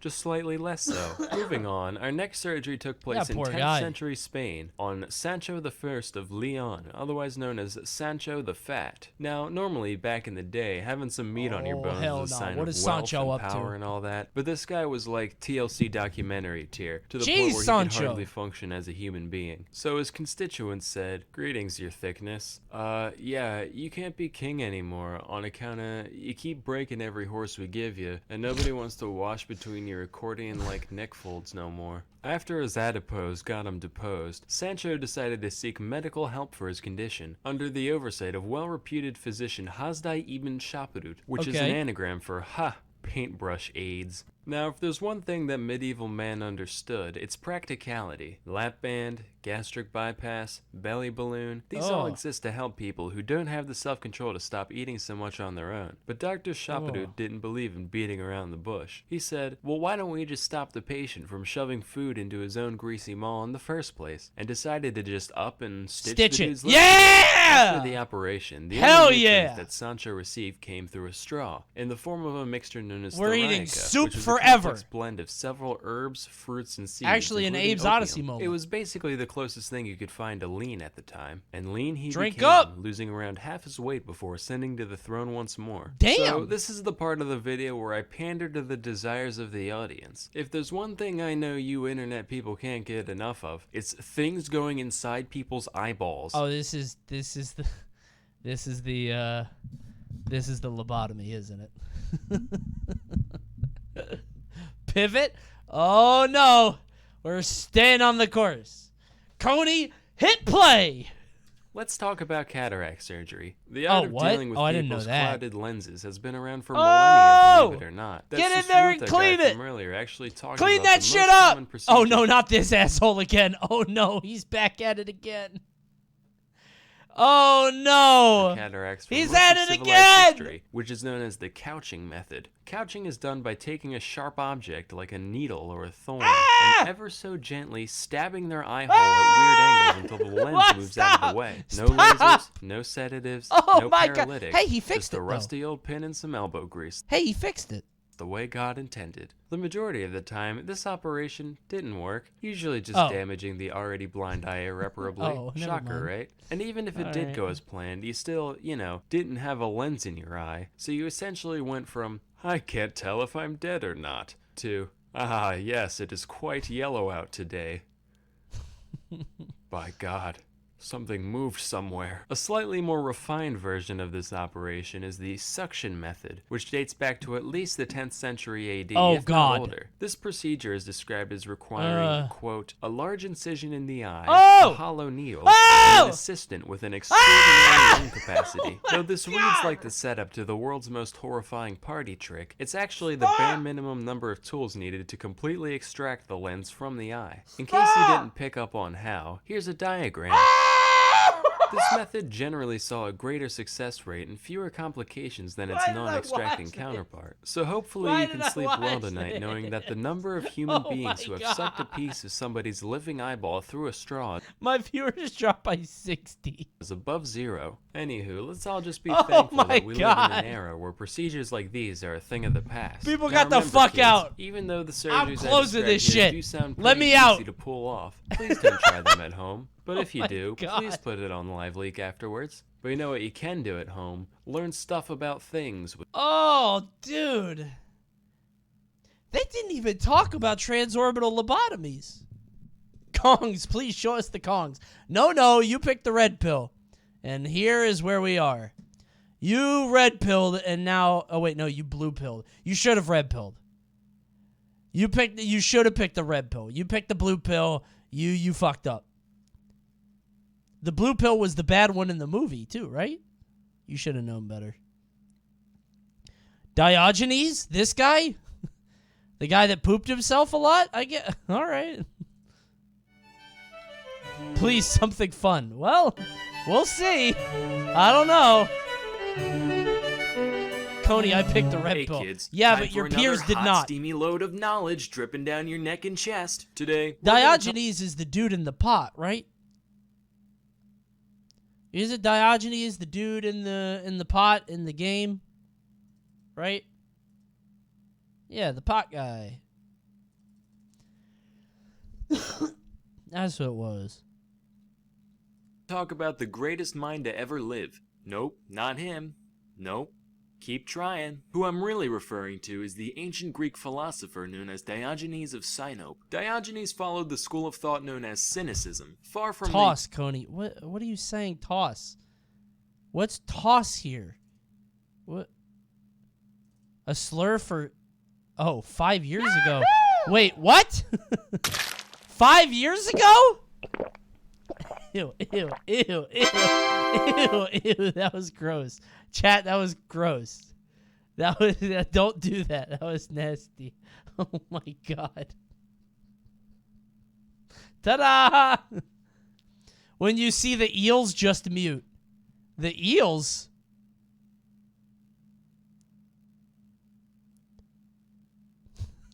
Well, now I'm worried. Wrong video. This isn't eels. What? That's a different one. It's okay. You guys are pissing me off. He removed that video. Dude, what?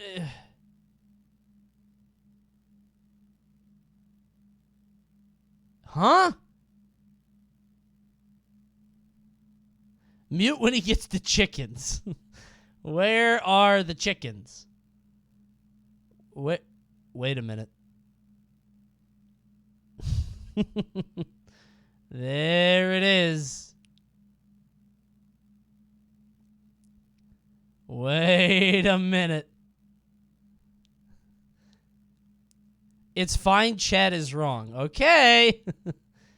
All right. yelling at CNN, sitting down Good luck, everybody. during the pledge kind of cynicism we know today. Cynic philosophy centers around the rejection of conventional desires in favor of a simple, moderate lifestyle. But while many philosophers made a virtue out of self-discipline, Diogenes took all that to a whole new level. He was the most down-to-earth guy out there. Literally, he lived on the ground, in a big tub in the marketplace where he'd beg for a living. For a while, he his is only the pot possession guy. was a wooden bowl, until Aw. one day he saw a child drinking out of his hands, and he was like, "Pfft, what do I need this shit for?" Now, though his way of life and perspective was he's an unique ascetic. enough, it's the way Diogenes showed it that really set him apart from the rest. When someone today wants to go against society, they dye their hair blue and make a blog post about how there aren't any obese women of color in Super Smash Bros. On the other hand, when Diogenes has something to say, he just jerks off in public, takes a dump in the amphitheater, pisses on passerby, whatever. The way he saw it, he was just performing much needed bodily functions while also protesting the superficiality of the civilization around him. Very Keep in wise. mind, though he was an unwashed, publicly Is this guy defecating just homeless mentally man, ill? that's not all he was. His wit was easily on par with his philosophical Oh, contemporaries, no, he's and smart. his lack of inhibition meant that everyone Oh simply no! must have Fuck! Oh my guys! Guys! Chat! Are you fucking? Oh my god! God. Okay. All right. Okay. All right. All right. You did. You said it. You tried to. Oh my god, dude! Are you fucking kidding me? You picked the blue pill? Why did you blue pill? We could have been watching Donkey Kong! Oh my god. You guys are pissing me off. I don't know who in chat I can trust and who I can't. Where do we even go from here? I didn't. Oh, we didn't blue pill, Coney. Look at this. Hold on. No, no, no, no. It's clearly more blue than red. This is way more blue than red. By a lot. Do the pirate video. Well, now I'm scared. Now I'm nervous. What? Where do we go now?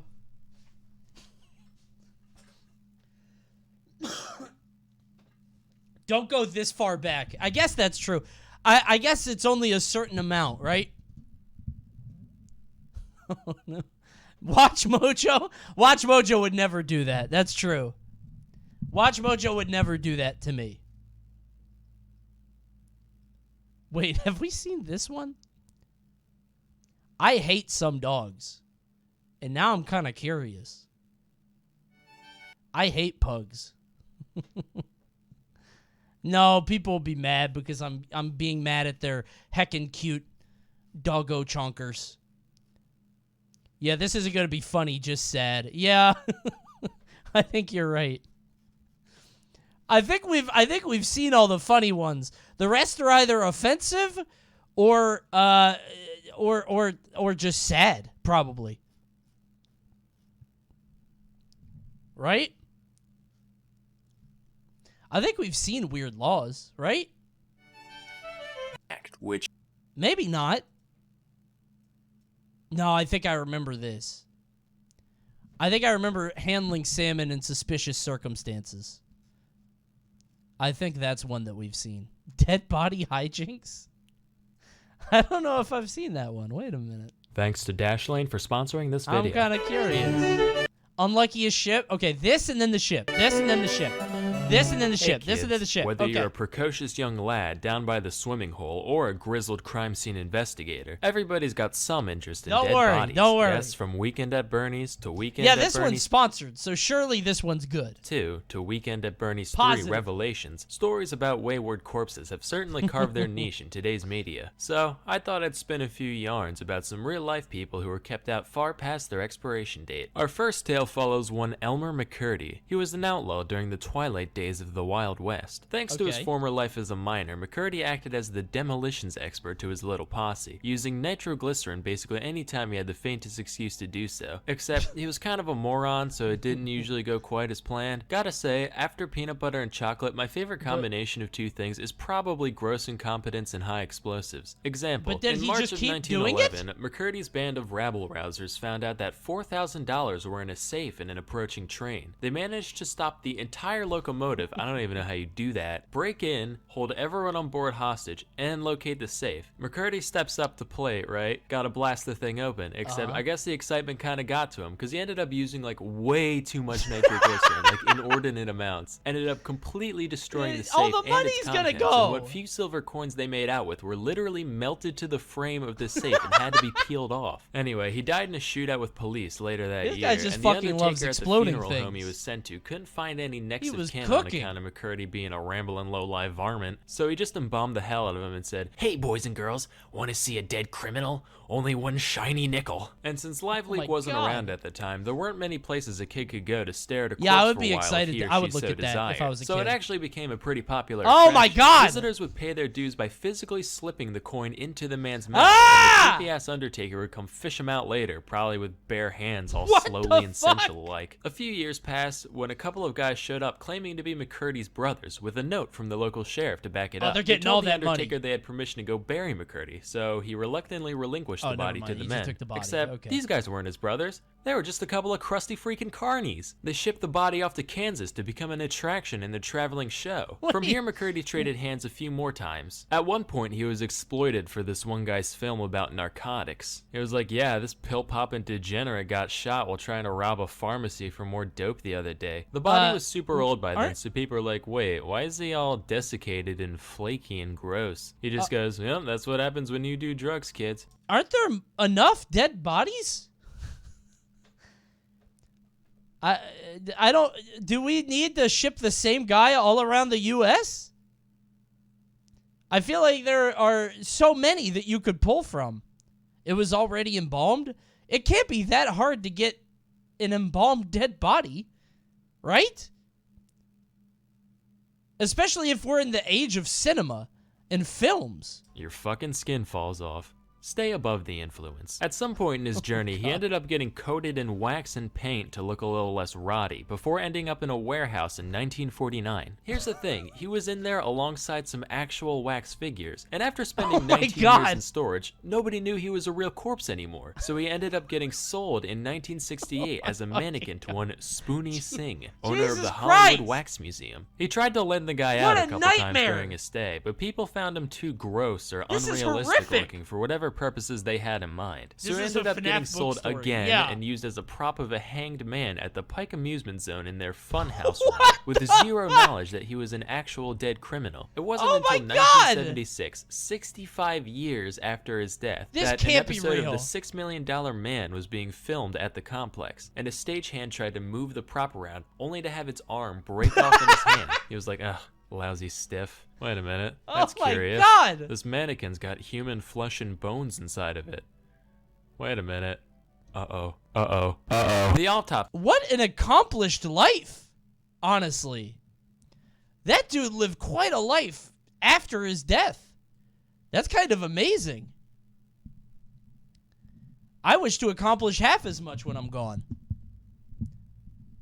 The smell would be awful, right? I would think so, but also he's embalmed? Is that how it works? He confirmed whatever in New Game Plus? Not really. Everyone present at the time suspected. You're not playing the game anymore. The body was so dried out and stale that it only weighed 50 pounds, which makes me think we should start a radical new fad diet where we just get people to mummify parts of their body. Like, Jenny, guess what? I just lost 30 pounds Yeah, in everybody 5 days. smelled bad, I wow, guess, holy back then. heck, That's how'd true. you do that? Yeah. They call it the Egyptian cleanse. Anyway, with that, McCurdy was finally laid to rest back in his homeland of Oklahoma, and that film crew's lives were never the same again. Flashback to late 18th century. There lived a physician by the name of Luigi Galvani. This guy was a big deal. He's the dude who discovered that, hey, animals got electricity in them. And his legacy still survives today in words like galvanize. I didn't know that. They do? One of his most famous experiments was the one where he used static electricity to make frog legs twitch on command. Why would you do Around that? these parts, we call that the French salute. Why did he do that? Stereotypes funny. Well, in 1803, his nephew, Giovanni Aldini, said, hey, that's pretty nifty and all, but what if we tried it on people? So the city of London was like, hey, now you're thinking with portals. One freshly executed criminal coming up. Aldini gathered a crowd and applied 2 diodes to the corpse's head, causing his face to scrunch up and one eye to flick open. Oh Aldini my was a God! showman, though. He wanted some real action. So he then put the current through opposite points in the body, which made the whole thing flail around. Yo! This dude's like Geppetto! Now, today we know he was just exciting the dead muscles, right? But the people who were watching had They thought no he brought him back idea to what was life, going yeah. on. So they were like, Jesus Christ, this guy's a fucking necromancer. He's Quick, raising go the get dead! Grandma. Maybe we can get in the will after all. Fun fact, this experiment actually ended up serving as inspiration for Mary Shelley's Frankenstein, which makes me wonder what other famous novels were based on real-life events. Was a white whale ever pursued by a vengeful sea captain? Was there actually a mentally handicapped migrant worker who liked hugging rabbits to death? Was there ever a human soul as profoundly asinine and willfully ignorant as Amelia Bedelia? I always felt bad for Amelia Bedelia. Did you guys ever feel bad for her? I just felt really bad for her when I read that. You guys didn't? Who? I don't know how to explain how do you explain the Amelia Bedelia bit? She's like a nanny, but she's woefully incompetent. If she, what's like a phrase? Draw the curtains. Okay, yeah. If you told her to draw the curtains, she would get like an easel and draw curtains with like a big marker instead of actually doing what you want, right? It's everything literally, right? She's just bad at her job. Yeah, but she's also like not well, right? Like something. She doesn't have any common sense. How does she go throughout her day? We only see her when she's at work. How does she survive at home? She can't read recipes, right? Sounds like a smartass. You think she's doing it on purpose? Just being a bitch? She's literally I'm not reading that. I don't know if she's dumb. I felt kind of bad for her when I was a kid. That poor girl. Yeah. God, I hate her glassy Everybody hated her. So Yeah, I felt bad. She didn't understand much, and everybody probably hated her. Yeah, she goes through the world. Everybody hates her, including this guy. fucking much. I just want to mash it into a running waffle maker. Be like, Jeez. isn't that ironic? Grab her by her vacant fucking head, throw her out of a 747, I felt and say, so bad hey, for why didn't you Amelia shoot Bedelia. yourself when you had the chance? Get it! She literally doesn't exist. I think there are more Amelia Bedelias out there than you would like to imagine. I Anyway, think one that's thing we true. learned today is the importance of reputability. And just as you wouldn't want some dirty carnies jacking your stiff, phrasing, you certainly wouldn't want the same fate to befall your valuable online information. That's why you need to try Dashlane. Dashlane's been all over the place recently, and with good Pretty reason. good, In this pretty good day and segue. age, cybersecurity and privacy have what? never been more Okay. important. And Do you only a guys ever select few pull people- a string out from, like, your pants and it gets way too long and you get nervous and you think your pants are all just going to die? That's what I thought was just, it got way too long. You see this? I was like, oh no, my pants are going to go through. I thought it was just going to unravel completely. I got so nervous. Okay, this is all just, okay. All right, we go ship. We go ship. And then one, damn, you got Skillshare too? Ship, and then what was the Michael one? Michael Malloy. All right, maybe ship and then Michael. This video is sponsored by Skillshare. Okay. If you had a string on your arm that would unravel it, would you pull it? A little bit, I think. I would pull it a bit, and I'd be like, fuck, fuck, fuck, fuck, and then I would do it a bit. Just, I would be so curious. I want Kongs. Kongs in a second. Kongs very soon, okay? Don't worry. Timothy is way better. All right, this then Timothy. Okay. Hey kids, now some philosophers have Ew. called boats the airplanes of the sea, mic is but while gross. every glamorous Glennis has its slow motion, I had a friend in high school who thought Abe Lincoln was the first black president because the penny was copper. Amelias exist, and they are school teachers.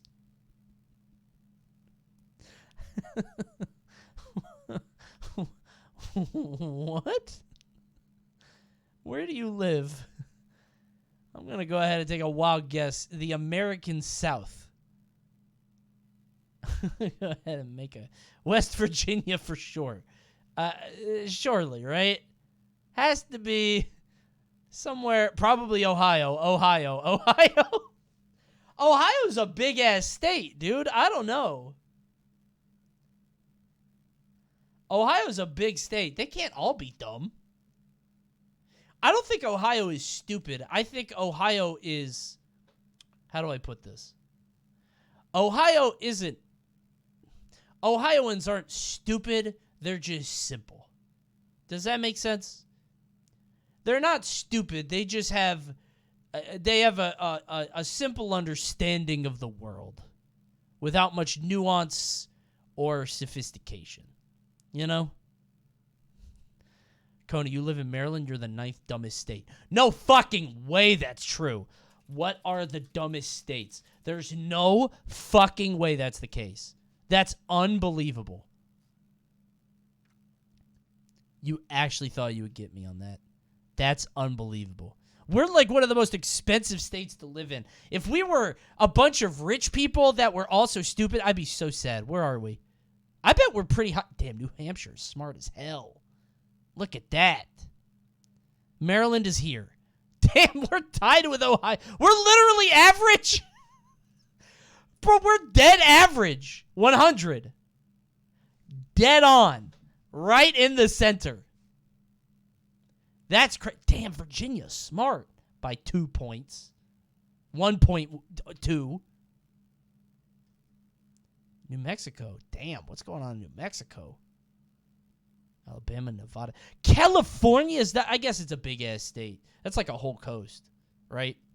Coney, do you bring it up or down? My IQ is 126, according to the last quiz I took on stream a few years ago. And see, people will show this. This is not real. This is not real. If this was real, would I be making this face? Would I be looking so smug? No.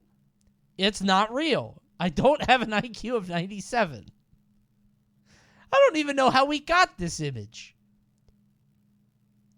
How did we get... It even says up at the top. Damn, I have 136? You forgot a spot, you dumbass. Look up there. Look at the tab. I'm 136. I'm gifted. Damn, only 424 subs. Smart but poor. It was a different time. Do you think it's gone up or gone down since? Definitely down. I think I'm way dumber than I used to be.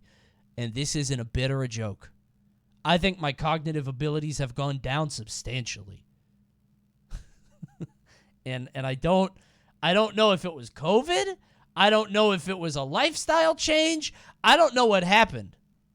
But the sub number went way up, so I'm not complaining. Hey, I'm almost 7 times those subs. Wait, oh my god. Oh no. Almost 8? Almost 8? It's happening. It's happening right now. The subs are a lot more. Subs go up a bunch. Number go up, feel good. Brain soothed. Whoops. Grug moment. Oopsie daisy. So too does Alright, let's watch a shit movie. JJ the Jet Plane have his awful counterpart. Her legacy in many ways resembles my middle school career. A 3-year long... I forgot. Ad starting soon. Oh, God. How do I keep missing it? God, Prime! Prime! Go now! Send the Prime! Oh, my God. I feel so bad. I keep missing it. What is that? Oh, I thought that was like a trampoline. Prime me. It was like trampolining. There was an ad for that. Thank you, Joe Star. Thank you. travesty plagued by blunder after blunder due to both gross incompetence and sheer misfortune. Bro, have you guys seen the cheese ad? I'll talk to them when they get out of those ads. Dude, I keep getting this fucking Kraft cheese ad on Twitch. Why are they advertising cheese? Oh! It's so weird. Virginia wins again. VA carrying all day. Okay, whatever. I get like the Kraft cheese ad. It's weird. Thank you, Yoshi. Fortune, with the only silver lining being that it's remembered by relatively few. Meet the USS William D. Porter, nicknamed the Willie D, which was a perfectly acceptable alias in the days before Don't Ask, Don't Tell. She was a Fletcher-class destroyer, which, if you know Fletcher as well as I do, you know he's pretty high-class at destroying. Like when he snapped off my DS screen during summer camp because he was trying to get a better look. Didn't even apologize. He was just like, well, you're not supposed to bring video games to camp anyway. Even though everyone did. Fuck you, Fletcher. You were a counselor. You're supposed to be more mature than us. You're the reason I grew up with a lingering resentment towards authority, and my only reprisal is that I got to draw you as a disgusting fat lard for millions of people.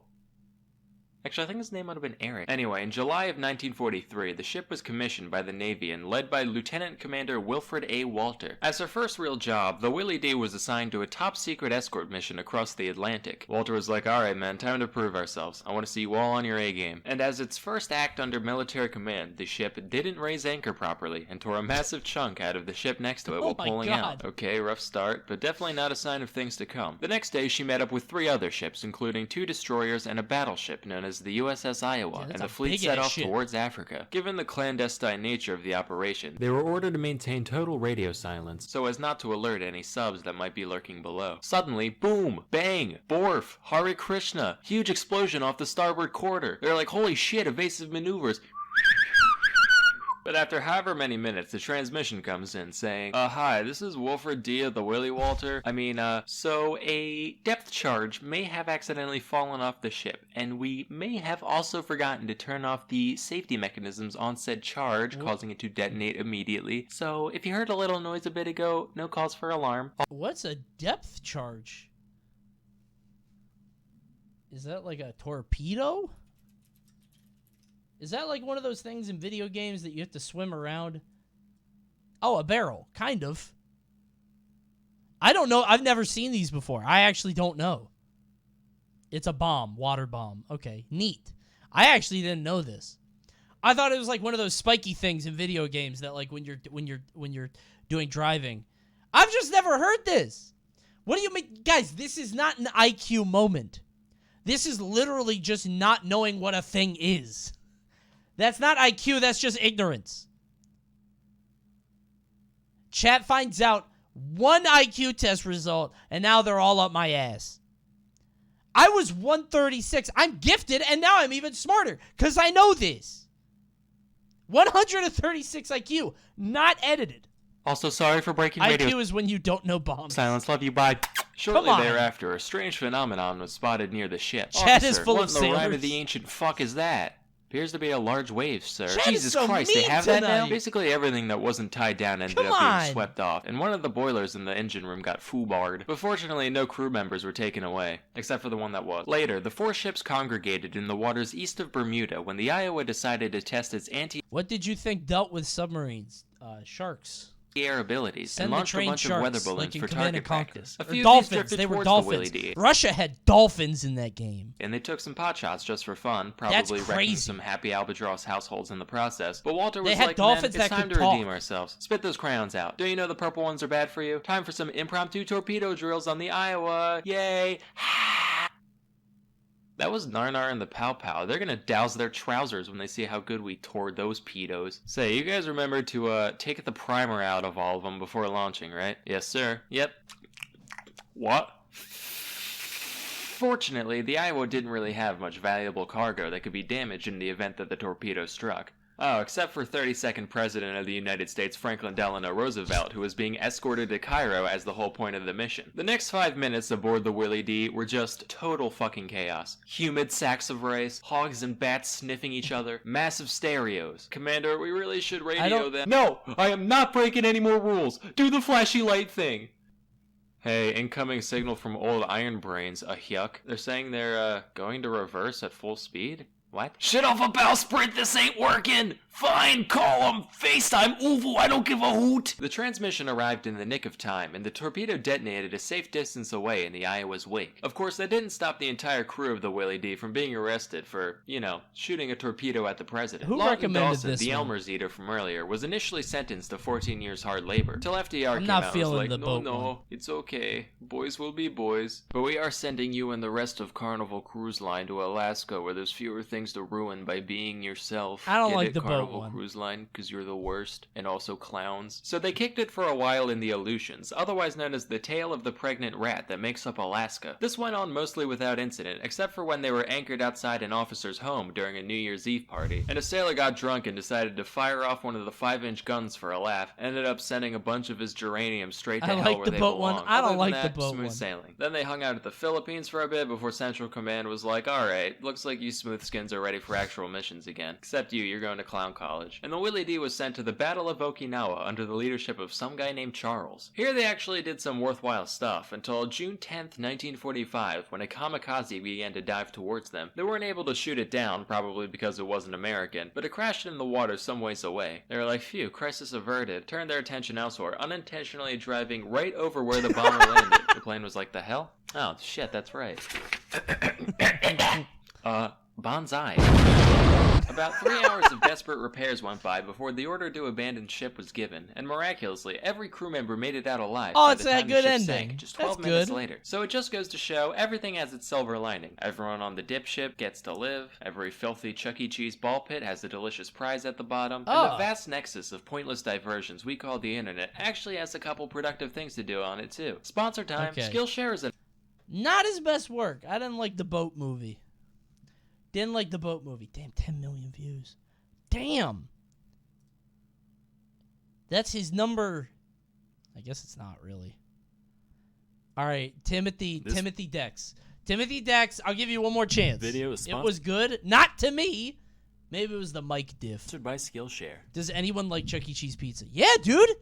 Chuck E. Cheese is tasty, and I'm not kidding. Chuck E. Cheese is actually good.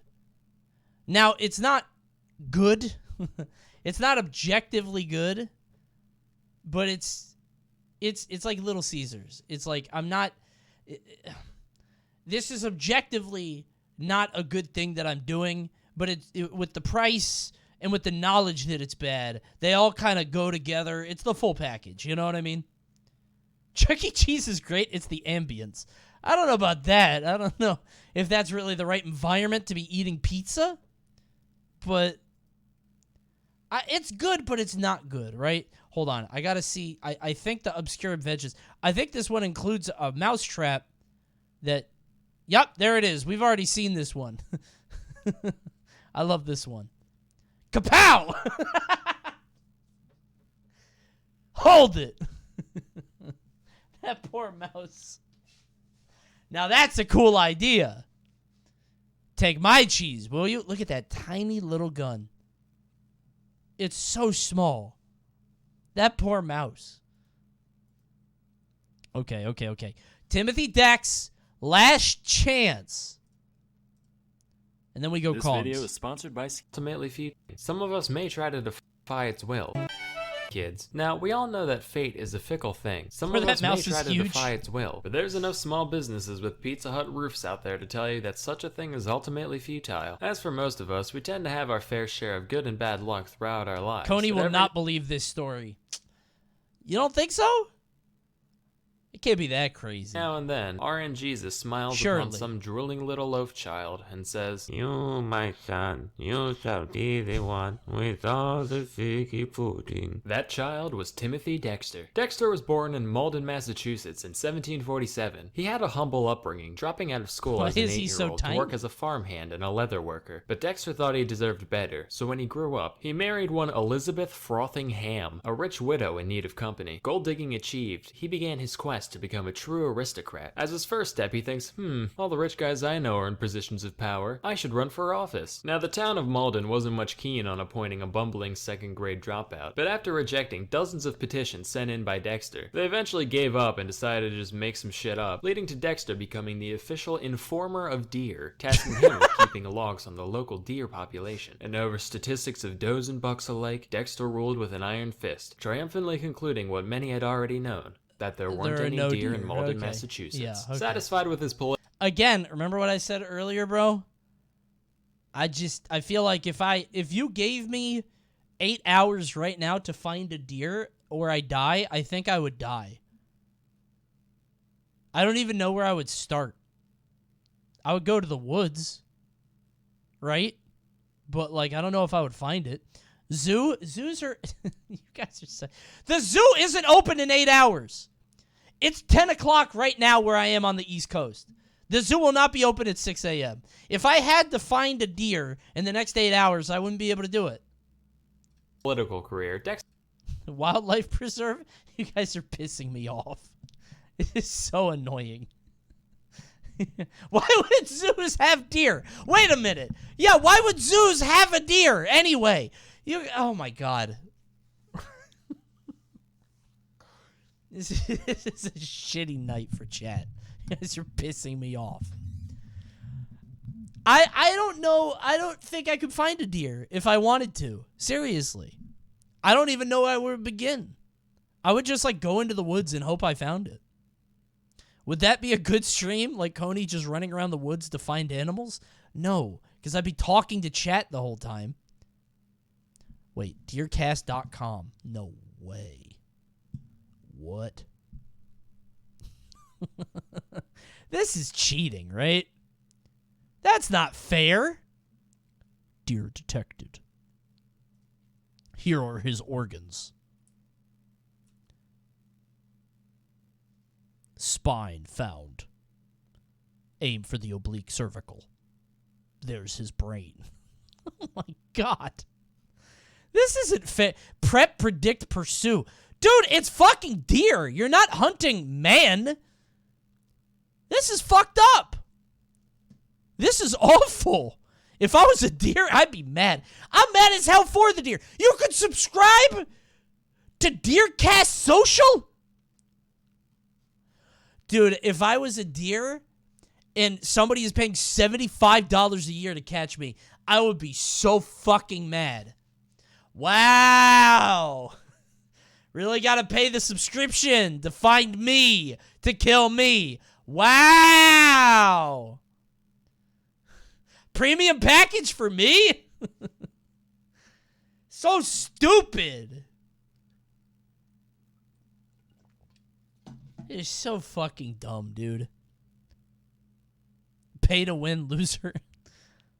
The people that made this maxed out their deer hunting stat. Yeah, this is unbelievable.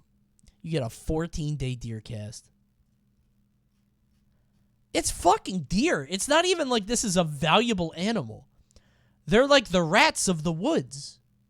There's like 1 million of them. The adult battle pass.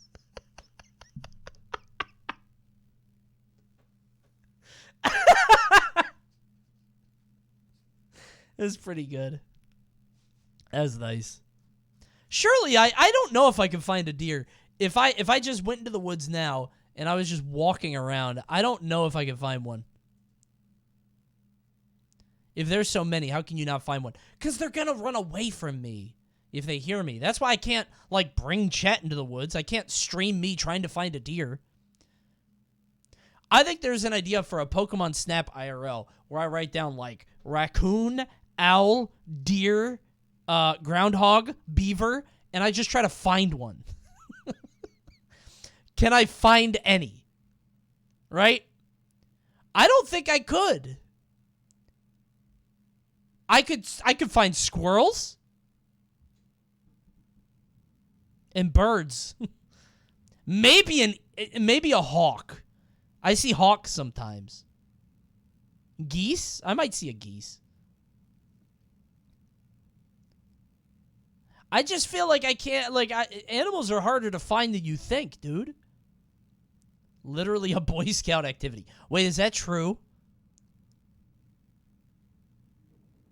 Is there a badge for that? A hawk stole my uncle's dog. Was it a small dog? That's what you get for getting a Pomeranian. Just a little white puffball on the ground. I wish geese were harder to find. Canadian detected, right? Y'all just got mooses in your yards and shit. This big-ass caribou walking around. He was a sweet little doggy, and there's the word, little. Hawks are ruthless, bro. And this is ruthless. These poor deer. You could plot where they go, range stations, parcel data, path tracker, waypoints, expert advice. We have your hit. Pick your point of impact on an anatomical deer model, and the proprietary DeerCast track algorithm will select hits that most closely match yours from our extensive database that deliver the shows that... What the fuck? Dude. Don't you just shoot it in the heart? Isn't that the play? Is this a bounty? A new stream sponsored bit. Listen, there's 1,500 people in here. At least one of you guys are hunters. Check out Drury Outdoors DeerCast, the most powerful tool for deer hunters. This is so...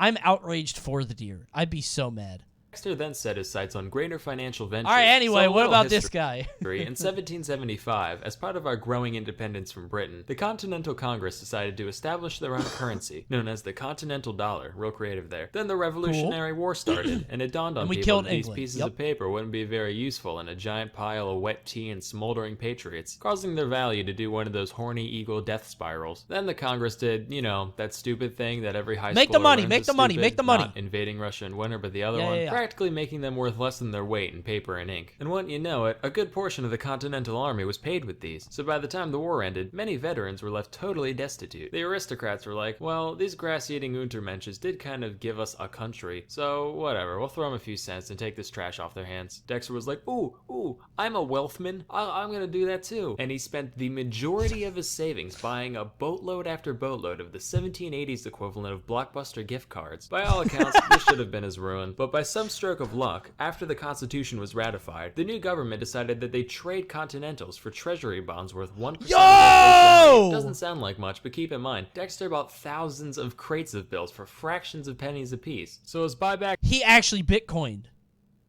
He hit the Bitcoin. For real, though. began That's across the country. crazy. His stockpile appreciated massively in The world's value, first and this crypto bro. informer of deer realized that Bought that for the shit for first a penny. time, there were a lot of bucks Bought the involved. dip. But just because he was now a man of the upper crust doesn't mean he let it go to his head. Sure, he might have purchased the most the luxurious moon. chateau the money could buy through daily Playboy Mansion-style rages. What a and commissioned over genius! 40 statues of America's greatest heroes, one of which was of himself, with a plaque calling him, quote, the greatest philosopher in the Western world.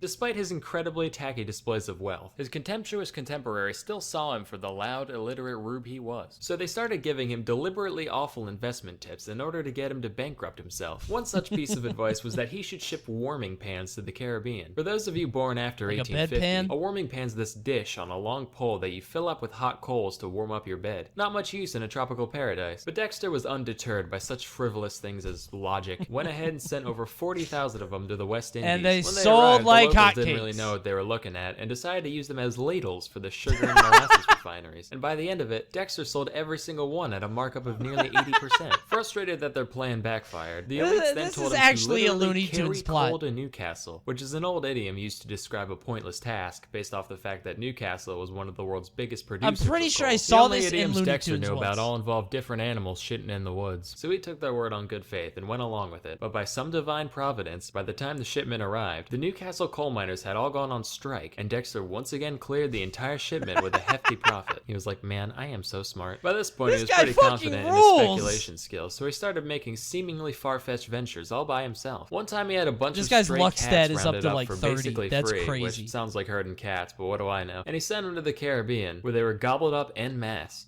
Not like eaten, but purchased to deal with all the rat infestation. Oh, in smart. another instance, he bought up just about every whalebone in Boston. And coincidentally, at the same time in France, I men kind of like this guy. Me too, started actually. wearing corsets too. This for some dude's reason. kinda Demand went cool. way up. Dexter's laughing. Now, from an outside perspective, at the end of the day, Dexter was a very shrewd merchant. What a so at this sick point in my life. research, Yeah, I it's was just like, wait a everything you minute, do is he succeeds. Smart. Then I learned about his life outside of business. Dexter considered himself extremely knowledgeable in just about every I topic. would too if I Keywords, kept considered succeeding. himself. For example, he once stumbled upon a guy painting a sign to go along with the newly built statue of Jefferson. And when he saw that the sign called Jefferson the writer of the Declaration of Independence, Dexter lost his frickin' mind and insisted that Jefferson did not pen the DOI, but rather the Constitution. Spoiler alert, not remotely true. He was in France at the time. An easy mistake to make today, sure. But this was only like 10 years after the fact. That's like someone today saying, Obama didn't kill Bin Laden, dumbass. That was Bill Clinton. Anyway, when the painter refused to Okay, change that's the kinda inscription, Dexter started shooting at him with a long rifle until he complied. Real genteel. Dexter made sure to surround himself with the requisite number of weirdos to maintain this level of delusion. One of which was Jonathan Plummer, a man whom Dexter paid to be his Wrote poet. a 20 in charisma. That's not even true. People hate this guy. That's the craziest thing to me. Is that this guy was this dumb, but he kept winning even while people hated him. If you have a 20 in charisma, you'll probably succeed anyway. This is actually a full luck build. He just hit. Poet laureate, writing only the most laudatory odes in his honor. Mind you, this wasn't just Oh my your run-of-the-mill, wise and wizened wordsmith. Jonathan Idiot sold savant fish for a won't living. stop triggering. And porn. He just kind of went along with the whole thing for the pocket change. Besides his entourage, Dexter occasionally spent time with the total geeds known as his family. He had 2 children, whom the New England Historical Society describes as a half-mad drunk and a completely mad drunk, respectively. And he couldn't stand his wife on account of her perceived constant nagging, to the point where he would tell guests he was unmarried and that he just had a ghost in his house. Just like, oh yeah, that's a sea hag. You know, mansion built on some old Indian shipwreck or something. Timmy, please, I'm cold and my hands are rheumatic. Find it in your heart to light the fireplace for me. Yeah, plenty of that in hell, you banshee bitch. One day... How does this guy fucking exist? How does this person real? All he does is win over and over and over to the chagrin of everyone around him, including his family. In a massive stroke of ego, Dexter decided to fake his own death, complete with a lavish funeral service just to see who would show up. Lucky for him, about 3,000 people from all walks of life turned up. Though initially staying out of sight, he soon noticed that his wife wasn't crying. So in response, he jumped out and started hitting her upside the head with a cane in front of everybody. But as his true mortality grew Mumbo jumbo closer... moment. As he hit the mumbo jumbo.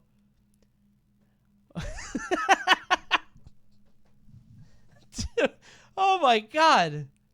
He got one guide, but it was his wife. Dexter knew he needed a legacy and decided to pen his memoirs titled A Pickle for the Knowing One, which was basically just 20 pages of unhinged ranting about politics, religion, his wife, and whatever else came to mind. No punctuation, random capitalization, the most amazing spelling I've ever seen. Here's some excerpts. George Washington. Attitude, philosopher, tobacco, general. And this is all just from the first few lines. The entire book is written like this. And just like everything else the guy did, the thing sold like fucking hotcakes. This guy fucking rules.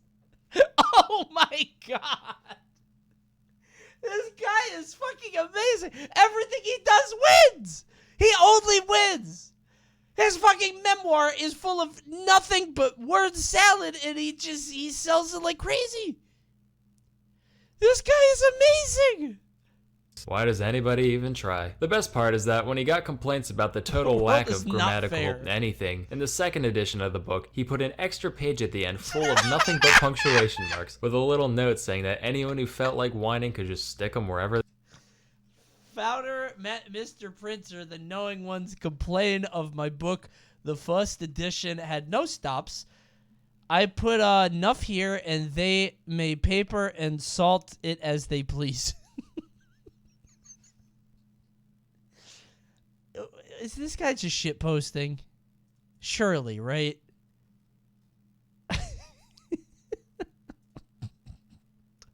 I can't tell. Honestly, I can't even blame him. If I just kept winning like this, I would think I was the smartest man on the fucking planet. Everything I do turns to gold. This rules. They wanted. Dexter died in 1806, and by and large, he probably should have ended up in Davy I would Jones's think I'm God. I would think so too, actually. I might actually think that I'm just God reincarnated. But given the circumstances, I imagine the big man upstairs dropped his big deck of mortal soul trading cards at just the right moment, letting him slip through the pearly gates undetected. And legend has it that to this day, if you pray to the name Timothy Dexter, he'll look upon you kindly and share his skills with you all. Wait a minute. Share? Skill? Skillshare is pretty good. This was a good one. This is fantastic. It's a good channel. All right, we knocked out, I think, the rest of the Salmonella movies. I don't know if there's many more we go through. Maybe one day. I just wanted to knock them out because we watched the other ones and they were very good, and I really liked the channel. I think my favorite one is the animal skeletons, though. I don't know why I like that one so much. Pretty good. Pretty good. Not a bad series of movies. But now comes the feature presentation. Woo! I hate that this always pops after the thing. Whenever I change scene, that happens. All right. Don't spoil it. I'm doing the intro. Don't spoil it, okay? Don't spoil it for those at home, all right? Just hold, okay?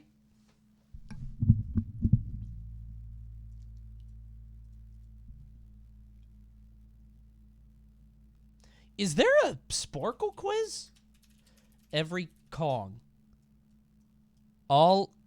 Name every single Donkey Kong series bought. Is there one that's just like every Donkey Kong? Sporkle. Every Donkey Kong. It's not every Donkey Kong character. Here we go. Donkey Kong characters, only Kongs. How many are there? Oh my god, there's so many. Jesus Christ. 24 Kongs? I feel like there's more than that. Okay, Donkey Kong. Diddy Kong. All right, let's do it. All right, don't spoil it. Don't spoil it. Don't spoil it. Don't spoil what we're doing. Don't spoil what we're doing. Don't spoil what we're doing, okay? Okay. Fellas, how many Kongs can you name? Be honest. Donkey? Diddy? That's it, right? I know you don't know anymore. Don't worry, I found just the movie. It has every single Kong. That's right. Every single Kong in the entire DK crew. From Donkey to Lanky to Candy to Swanky to... I don't know what that one is. It starts off with... I don't know what this one is next to Funky. With the... Oh, damn, I got the funky shades. Wait a minute. He's just like me. We're going to watch this movie and learn more about every single Kong in the Kong family and see if there are any I don't know. I doubt it, though. I'm a Kong expert. Is the microphone in the way for that bit? No. Okay. That's a good way to start it. Comment below your favorite Kong. Oh, by the way, this is from a small channel. So I wanted to shout them out. This is from a channel called Carlito. Apparently, this one has blown the fuck up. Usually, I don't do videos from small channels because I don't want to feel like I'm like taking views. But this shit got recommended to me, and I was like, I have to watch this. I'm mad curious. You watched some of this already? No.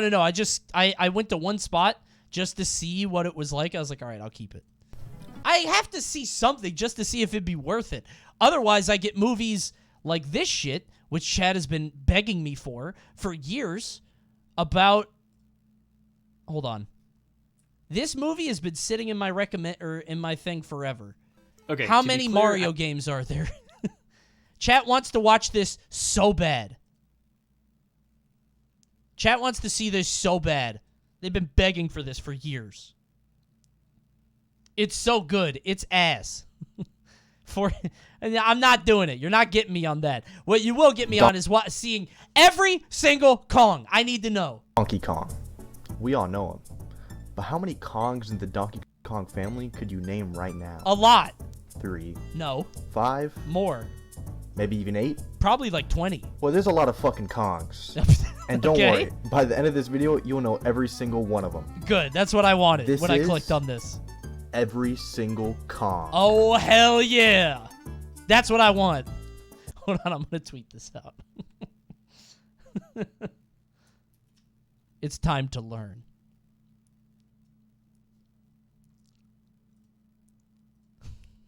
Not all of them. It's every single Kong. It has to be.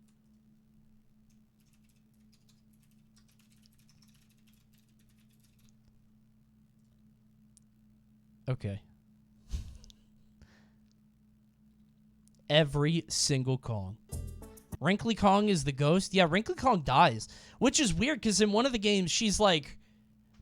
I remember she's like really athletic and fit. Right? She's like she's really into fitness and doing like Pilates. And then in the next game, she's just fucking dead. She does fitness at Donkey Kong Country 3. Yeah, that's it. And then at 64, she's dead. First, to begin talking about these Kongs, let me introduce all these games these monkeys are from. To start, there's the original arcade game named just Donkey Kong. That came out in 1981. Then in 1982, there was Donkey Kong Jr. But where most of these Kongs are from is Donkey Kong Country. Most? A revolutionary game for the Super Nintendo that came out in 1994. Oh, I guess so. This game has 2 sequels on the Super Nintendo, Donkey Kong Country 2 and Donkey Kong Country 3. And all of the country games have ports of the Game Boy line of handhelds. Oh, I forgot about those. The spin-off. Wait, I thought they were called Donkey Kong Land. Oh, that's Game Boy Advance. On the Game Boy, it was Donkey Kong Land. I actually got fucked up. I was like, wait. Off games that we're gonna DK isn't a monkey. He's a gorilla. Gorillas are monkeys. Talk about later. There are 3 more important titles: Donkey Kong 64, Donkey Kong Country Returns, and Donkey Kong Country Tropical Freeze. Don't like those games. Not as much. Now that we got all I miss of that out of the Kremlins. way, let's start reviewing each individual Kong and what they're all about. Apes are big monkeys. Don't do this. First up is the very first Kong, Donkey Kong. Yes. Believe it or not, this isn't the same Donkey Kong that you might be thinking of. This Kong is only referred to as Donkey Kong in the arcade games. After losing to Mario more times than he would like to mention, Donkey Kong would soon grow old and find himself moving to Donkey Kong Island. How convenient. There's an old tweet. There's an old tweet that's like, what would you do? Hold on. There's an old tweet that's something like, what would you do if you were just walking around and you found a pad with your face on it like this? Which I think about a lot. I think about that tweet. I would obviously stand on it and then hit the contextual button. I would see what I would do, but I feel like I would learn a lot about myself on that day. You know what I mean?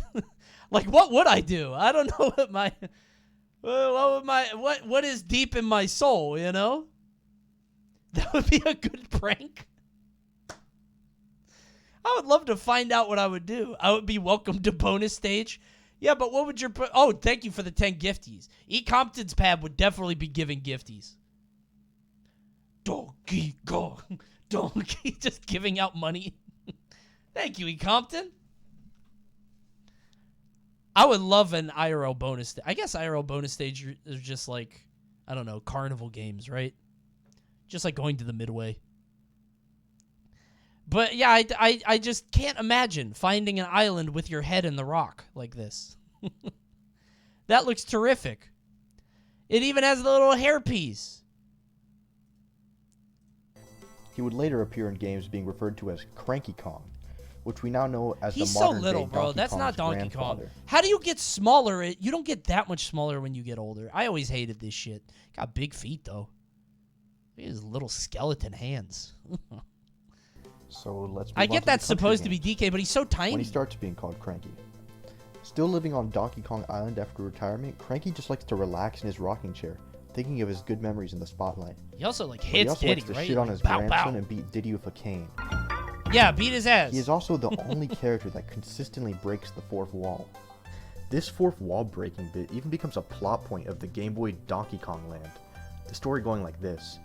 Donkey Kong and Diddy are telling Cranky all about their recent adventure, which at the time was Donkey Kong Country. Jeez. Cranky says They're that they so aren't mean shit, to him. saying their adventure was piss easy and only sold well because of the fancy graphics and modern music.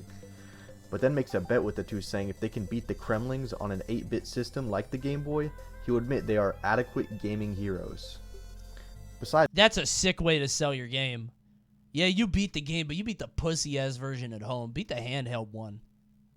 all that though, Bitch. Cranky has a minimal role in games after the You're arcade. not shit. He owned Cranky's cabin in Donkey Kong Country 1 where he gives advice.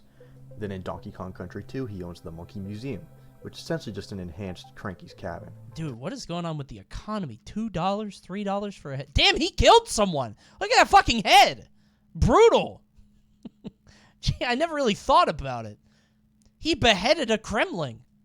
Donkey Kong Country 3, he becomes an opponent in some carnival minigame bullshit. Oh, yeah, yeah, And yeah. for some I reason in remember Donkey that. Kong 64, he starts like fucking brewing potions in Cranky's lab and selling them to other Kongs. Yeah, he became a But scientist. finally, he becomes like a boring old shopkeeper in returns, which is just kind of depressing. I mean, Cranky is like really fucking awesome.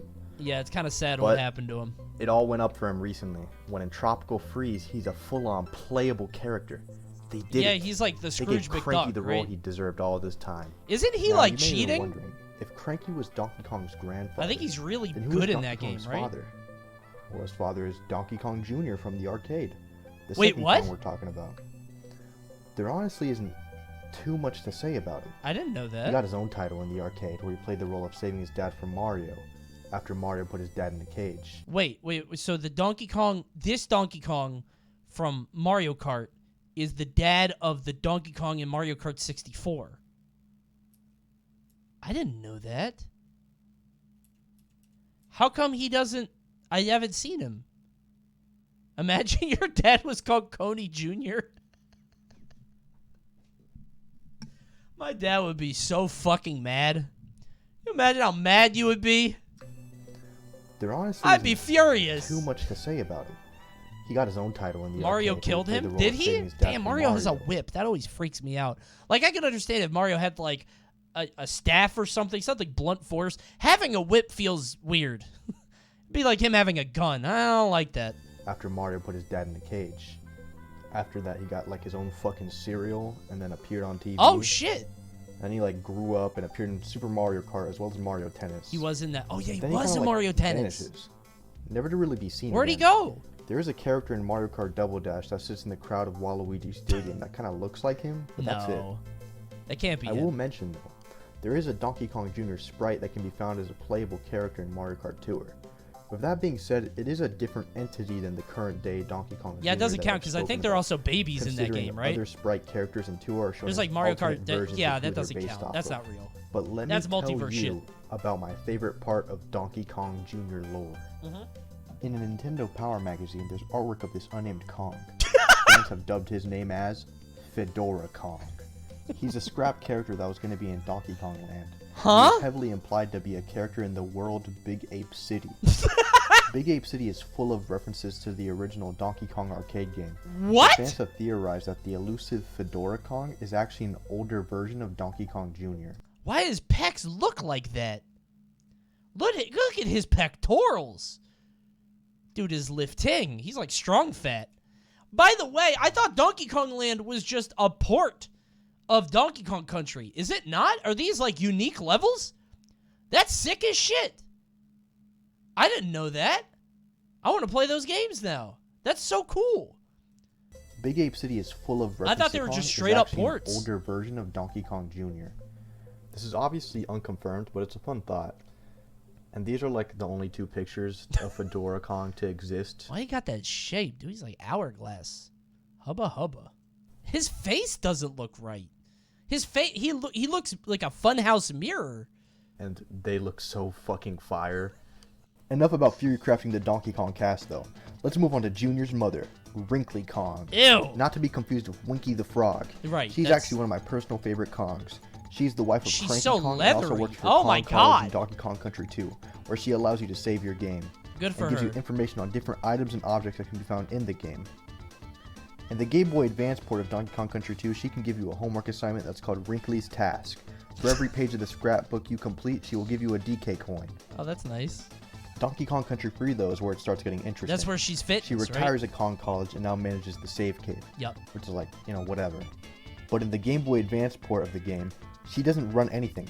She takes care of banana birds. Ew! Which are like the most terrifying thing I've ever seen. Oh my God! What the? A queen? Yes, this is a real thing. I've never seen them up close. Would you eat that? I don't. You can't. The beak wouldn't be good. You have to cut off the beak and the eyes. It'd have to be like a real chicken. You'd have to cut off the head and only eat the breast, probably. Oh my God! What does it taste like? Ew! It's like a sweet chicken. Imagine like a rotisserie chicken, but it's like sweet like a banana. Oh my God! Ew! Ew!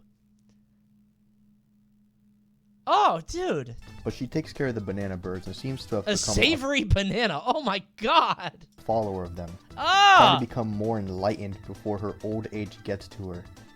Which fits, because she by dies. the next game you see her, she fucking dies. Like, actually, her ghost gives you tips in Donkey Kong 64 through the wrinkly doors that you see her in. I don't know. This guy's delivery is very funny. I don't know why. This guy rules. I love this guy. Wait, so she became like a cult leader? I didn't know that. She manages the banana birds, which are like this holy entity? Are these guys like... Are these guys like harbingers of an afterlife or something? I don't know what the banana birds are. Are they just normal birds? Because I don't like this outfit. This is very Jonestown, you know? Is that how she stayed a ghost, you think? The banana birds let her live into the afterlife?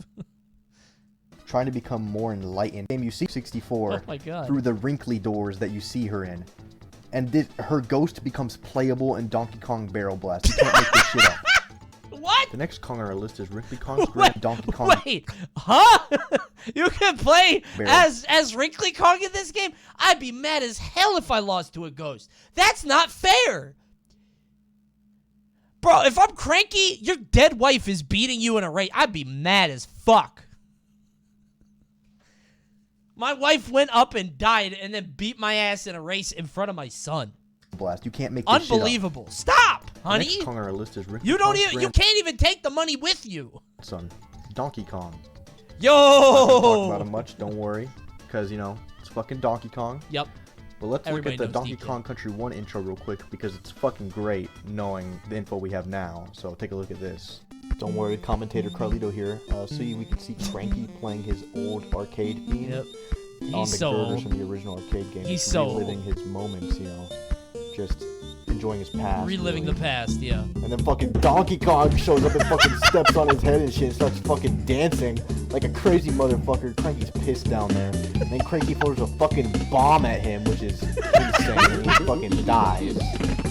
Cool ass intro, I know. He kills him. Before we yeah. move on, I will mention it amuses me that since his father and grandfather both have the name Donkey Kong, Yeah. this Donkey Kong we're talking about right now, his full government name is Donkey Kong the Third. Which is fucking hilarious. Imagine you're playing like Mario Party and your friend says, That's "Oh, I pretty lived on good. the Donkey Kong space." No, you didn't. That's fucker. pretty That's distinguished. the Donkey Kong the Third space. I like that. Besides that, one thing I want to point out is Mario and Donkey Kong don't actually have much beef in the new games because Mario had beef with Cranky, not Donkey Kong. They Ah, had a little damn, rivalry okay. in Mario vs Donkey Kong, but that's kind of it, really. That's why it's But not okay, on next site. Kong. I lied. I'm a It's not on site anymore. Okay, he's just like, I hated your dad, but we're cool. liar. It's Donkey Kong again, but this time it's baby Donkey Kong. Don't Oh. be confused. This isn't Donkey Kong the Third's son. No, it's just him as a Donkey baby. Kong the Third as a baby. Which I guess is kind of good design. I was like, damn, that's kind of ugly. But no, you can see it in the eyes. It's in the eyes. It's him. It's kind of cute, honestly. Wait, is that a bib? Oh, I never noticed that. That's so cute. The tie is a bib. Oh, I love him now. That's so cute. That's so smart. That's adorable. It's baby Donkey Kong. I love baby Donkey Kong. It's just Donkey Kong the Third as a baby. Like, literally baby Donkey Kong. I love him. He appeared in Yoshi's Island DS and Mario Super Sluggers. I will say, I also have a soft spot for Baby Wario. Oh my god, look at him. Baby Wario is so cute. I unironically... Wait, there's Dr. Baby Wario? This might be the worst combination of features to be a doctor. People were making jokes when it was like Dr. Baby Mario, but at least Dr. Baby Mario, I think, would have your well-being at heart.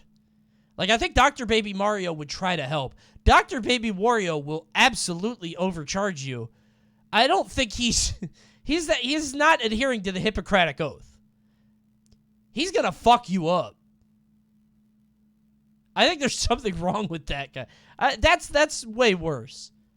Baby Wario abuses the insurance system. Well, I think Baby Dr. Wario also doesn't understand right from wrong yet. You know what I mean? That's horrific. He is not in my network. Island DS and Mario Super Sluggers. What? And He's in that game? Donkey Kong and Baby Donkey Kong can coexist in the same world. Oh, that's weird. Which is something. Okay, now Diddy Kong. Yeah. He's Diddy Kong. I'll be quick on this one as well. Okay. He first appeared in Donkey Kong Country. He is Donkey Kong's nephew. Yeah, I've seen this one. I don't know what they were thinking with this. It's so weird when Nintendo really cares about, like, you know, adhering to brand and making sure that everything matches their high bar of quality and whatever. And then they just shitpost like this. Like, it's so weird to me. It's like, fuck it. The Goombas are a doctor now. But which one is the doctor? The top one? Is it only the top one? This one's a nurse. That's what it is. He's helping. Nephew, and his father is unknown. Donkey Kong Country. He is Donkey Kong's nephew, and his father is unknown. He's an orphan. No parents. His character designer describes him as a chimpney, a monkey and a chimp combined. I don't like that. I don't like that one bit. Yeah, that feels kind of... I don't like that word. How about he's a monkey? How about we just call him a monkey, huh? I don't like that word at all. I thought he was just a chimp. Apparently, he's a spider monkey. That's the official thing because of his long tail. I'm not calling him that. He actually replaces Donkey Kong as the main character in Donkey Kong Country 2 because Donkey Kong gets captured. Right. And this is actually an example of Kong character development. In Donkey Kong Country 1, the Kremlings, which are the main enemies in the game, steal the banana horde. And Diddy tried to stop them, but couldn't. He's too tiny. It's Diddy's fault Donkey Kong Country 1 even exists. Oh, really? But in 2, the Kremlings steal Donkey Kong and threaten Diddy, saying they will never return Donkey Kong unless Diddy gives them the banana horde. Well, he Diddy already... says, fuck he has you to to this, and Alright, so it's Dixie ransom. with him to free Donkey Kong himself. He has to bring and his girlfriend. He succeeds. Insane character development. That's He also has like a boombox and fucking raps when he beats a level in Donkey Kong Country 2. He's it's so fucking cool. Sick. Look at this shit. Yeah, he's so cool. Oh, here he goes. He's about to... He's so cool. I just realized that Diddy and Dixie have the same, like, Parappa Lammy thing going on. Not that Parappa and Lammy were, like, boyfriend and girlfriend, but, like, the guy raps and the girl plays guitar. That's kind of weird. I'm so fucking mad this isn't an alt in Smash. Yeah, I don't know why Smash didn't tap into this shit. I feel like getting the rights to Dixie Kong or cool Diddy Kong wouldn't be that hard. You know, like giving Squirtle the sunglasses too. I don't know. Now this next Kong is someone you don't want to miss. Uncle Kong. He doesn't appear in any of the games. What? Only the Japanese strategy guide for Donkey Kong Country 2, where it gives the player hints on how to beat the game. Oh. That's literally it. Thank you, Uncle Kong. Everybody say thank you, Uncle Kong. I do not trust Uncle Kong. Guys, come on. Salamanca Kong. Lalo Kong.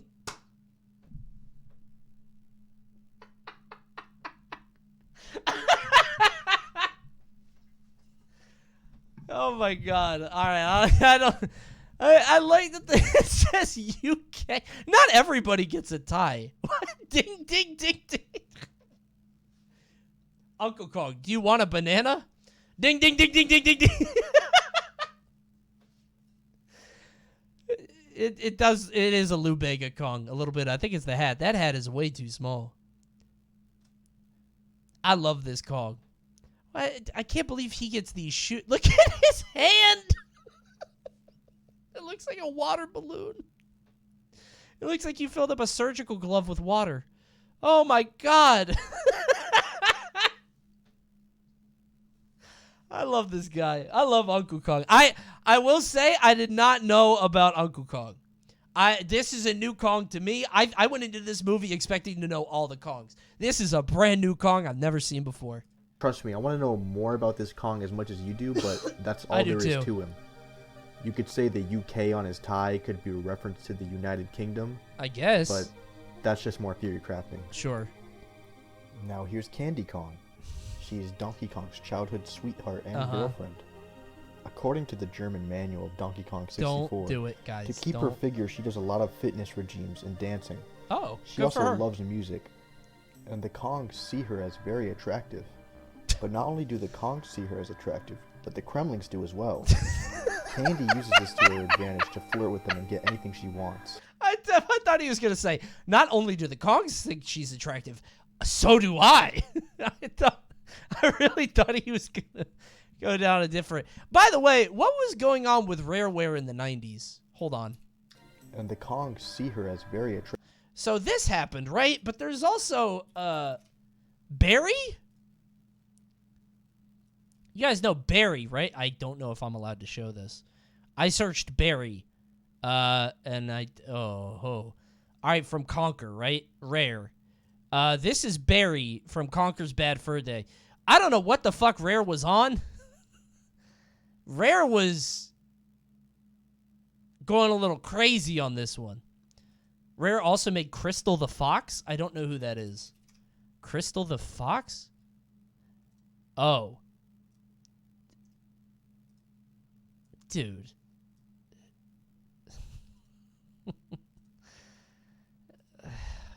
Why is Rare doing this? I don't like this. They went too far with it. Right? They could have just made, like, a girl monkey. They didn't have to make it, like, human. Nice thumbnail, Coney. Yeah, I should let it sit here for a little bit. See if the viewers go up. That's Fox's canonical wife. They got married? You guys know who Falco's girlfriend is? I actually only know this, no joke, because of a Little Z video. Little Z video had something about Cat Monroe. That's Cat Monroe. They had a child? What?!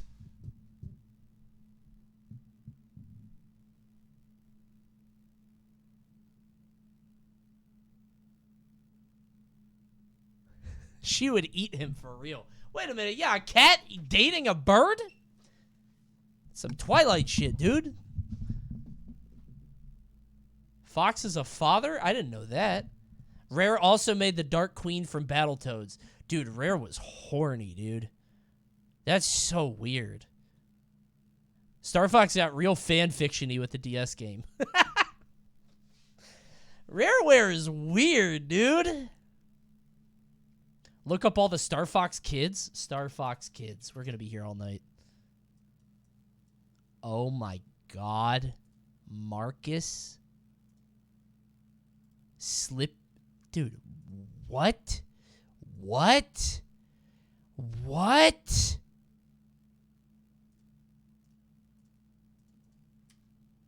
Okay, that's just Falco.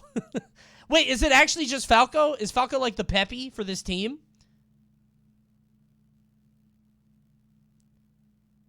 Falco is an old bachelor. Oh, so did him and Kat, like, not... Falco becomes Peppy. That's cool. Who is she? Oh, she's Peppy's, like, granddaughter, probably, right? Bro, that frog is kind of sick. I kind of like that frog. I guess that's Slippy's son or something. Bro, that's kind of cool. I like that dude.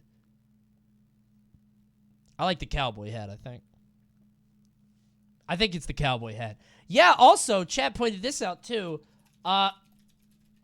Also from Rareware, Hot Gruntilda.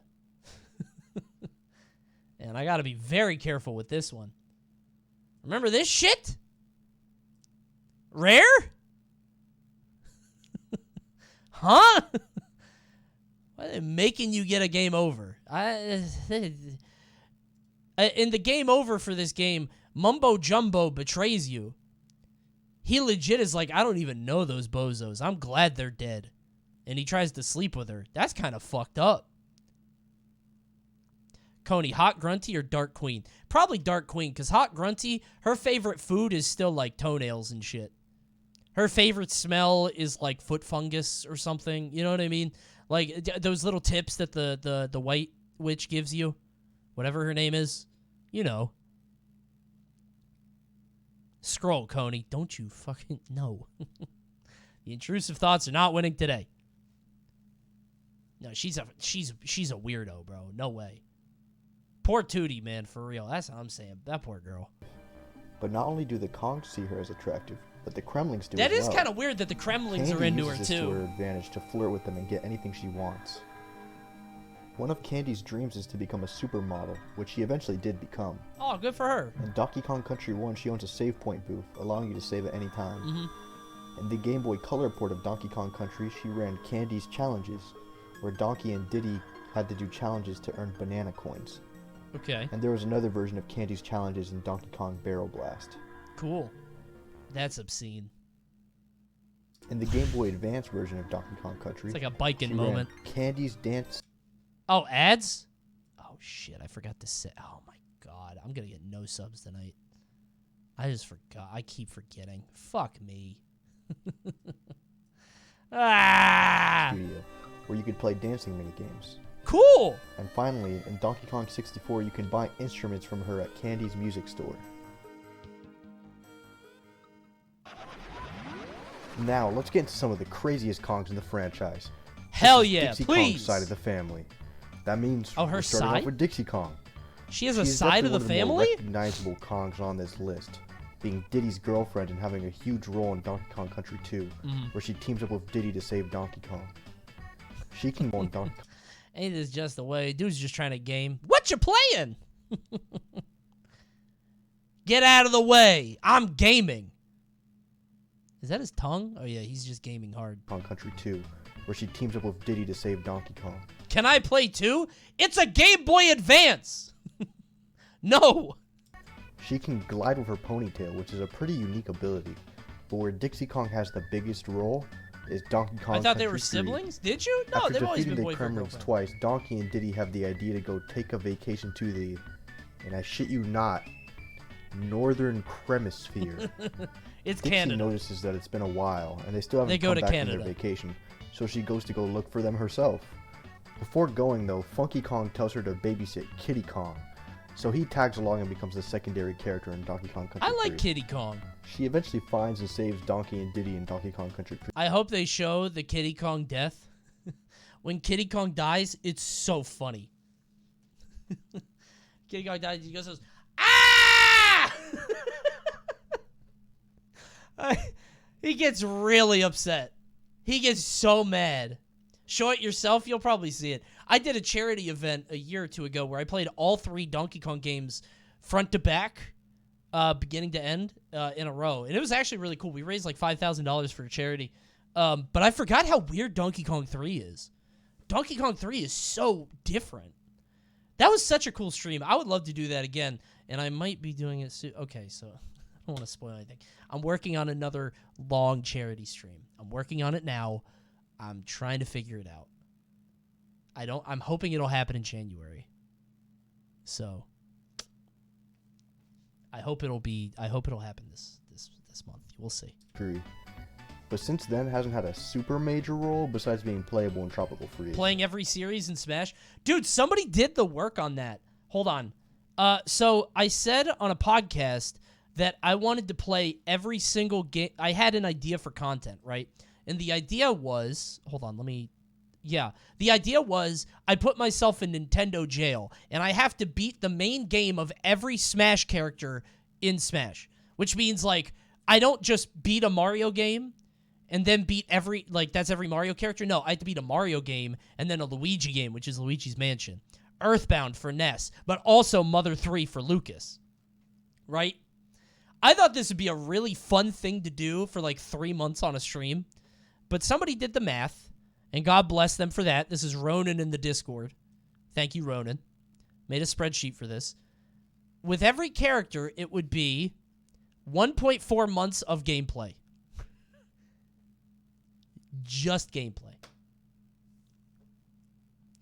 Now, some of these are very short. Terry is 1 hour, maybe. Kazuya is 2 hours on Tekken. I think Game & Watch. Yeah, Duck Hunt is very short, right? But, Wii Sports, you have to do the Miis, right? Now I want that. Somebody else could take this idea, I guess. I can't do it. What if you skip the JRPGs? I mean, still, Pokemon Diamond and Pearl is 40. Oh my god. For one character, for Lucario. How much is Xenoblade? Persona 5 is 97 hours. You've got to be shitting me.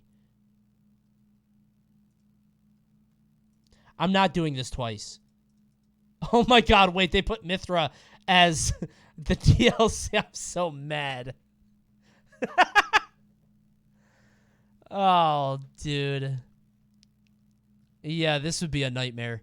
I had this idea a long time ago. For DDD, they did DDD's Drum Dash Deluxe. This would be so long, you guys. But I've always wanted to do this. I've had this idea forever. You have to beat Final Fantasy VII twice. Oh, do you? Because you have to do the remake for Sephiroth. Sephiroth is 30... What did they do for Cloud?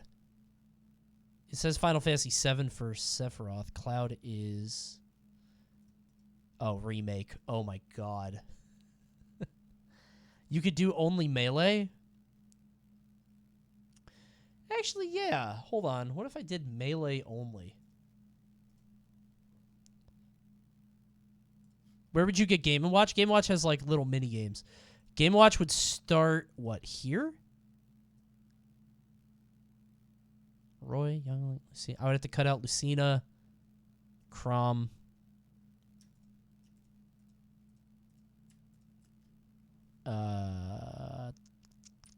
Daisy. Dark Samus. Pichu. Oh, wait, no. Pichu's in the game. God damn it. Lucina, Daisy, Dark Samus. That's it, I think. Okay. Delete. Wait, it didn't work. Delete. Dark Samus. So if I do that, and then I delete every row from here down,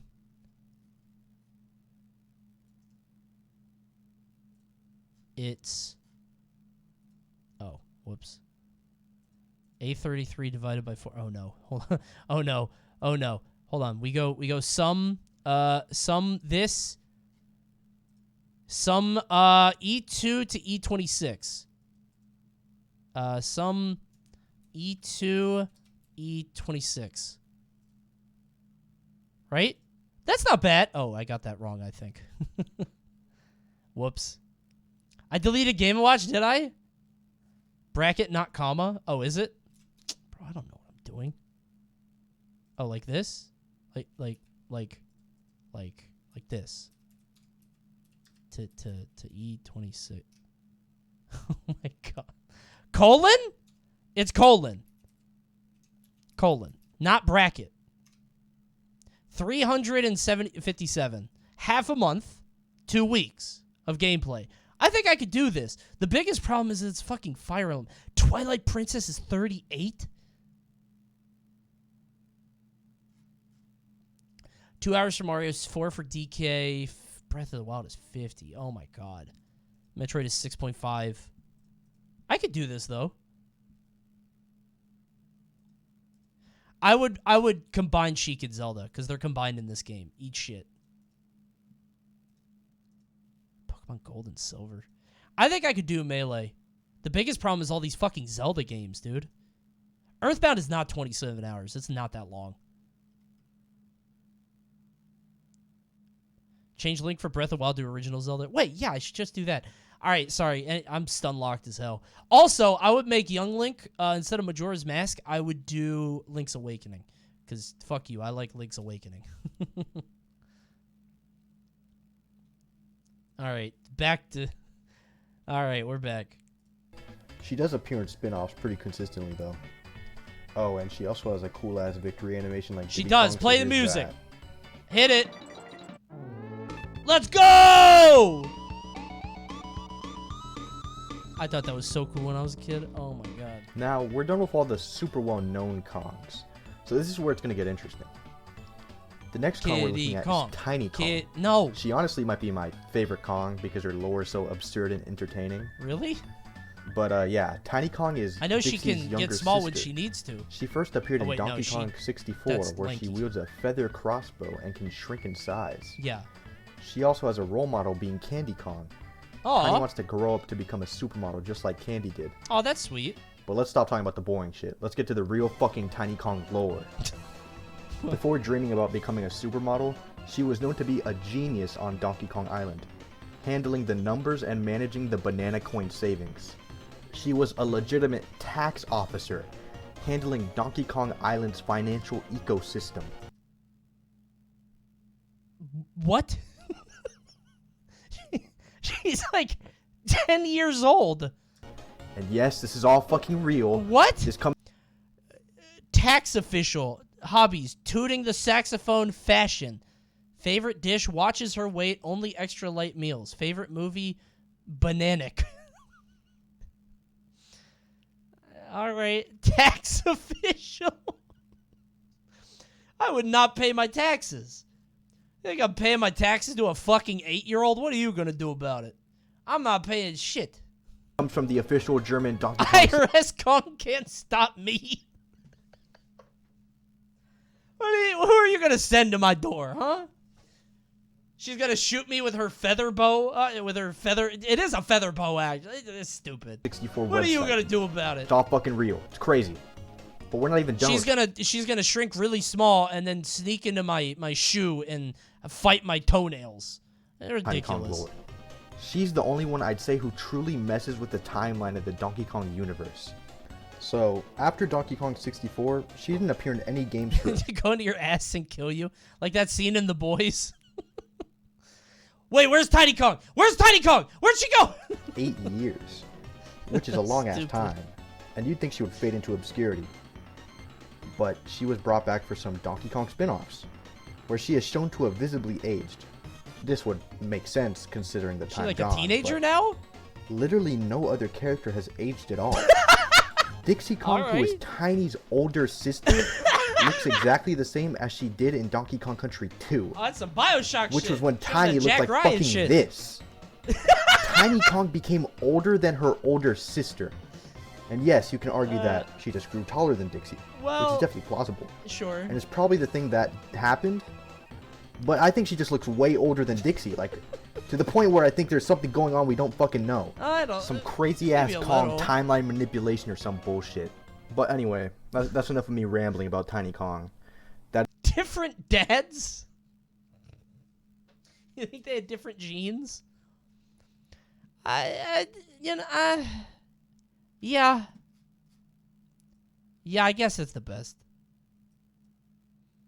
The point where I think there's something going on we don't fucking know. I feel like, I don't know, I feel like Dixie looks a little bit older here. Maybe it's the beret and the bangs.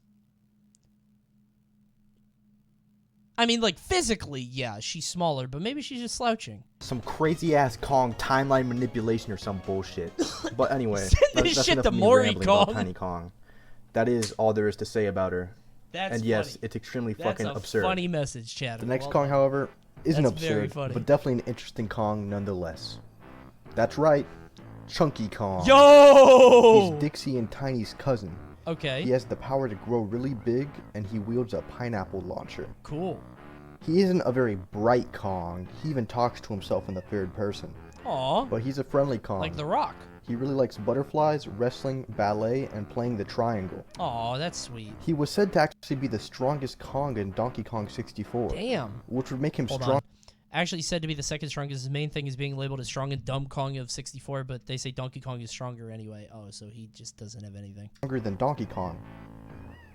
This is probably an outdated statement though, because in recent games we've seen Donkey Kong literally punch the moon out of orbit. Oh. But we're getting a little off topic. Some Let's go back Popeye to shit. Chunky. Okay. He is kind of the gentle giant type of character. Occupation wrestler. Hobbies: banging the triangle, eating a lot. Favorite dish: pineapple compote. Favorite movie: Karate Kong 3. Greatest hero: Kong Hogan. All right.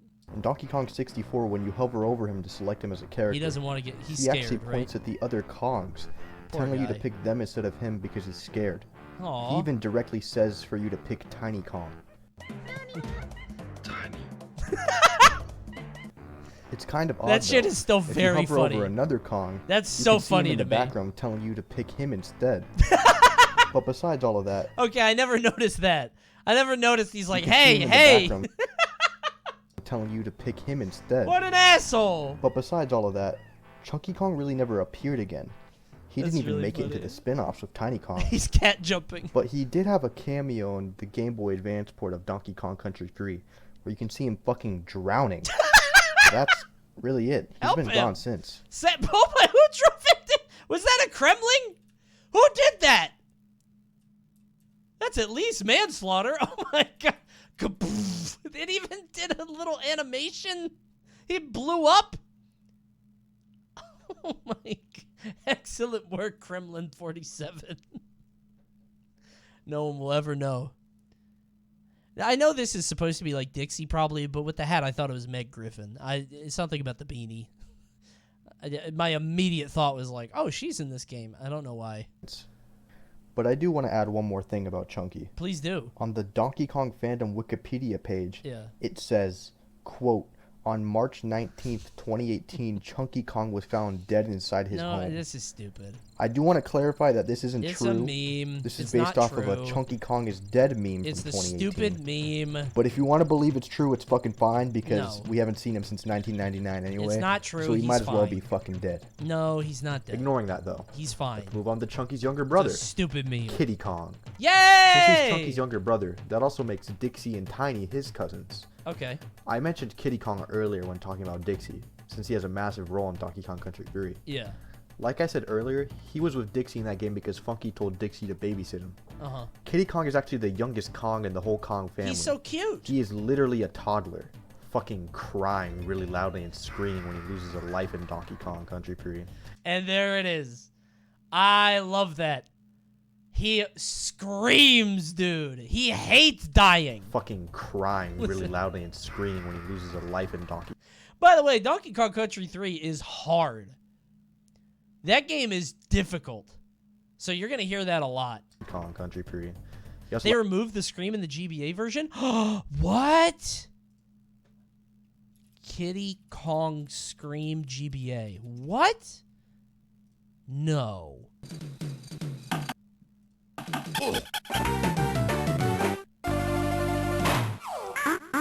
This sound effect is iconic. Wait, did they change the Diddy one? Ah, that's not it. He goes, ow! Doesn't sound like that. Wait. Wait.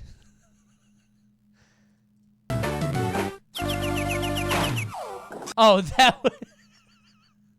that is truly the best bit I've ever seen.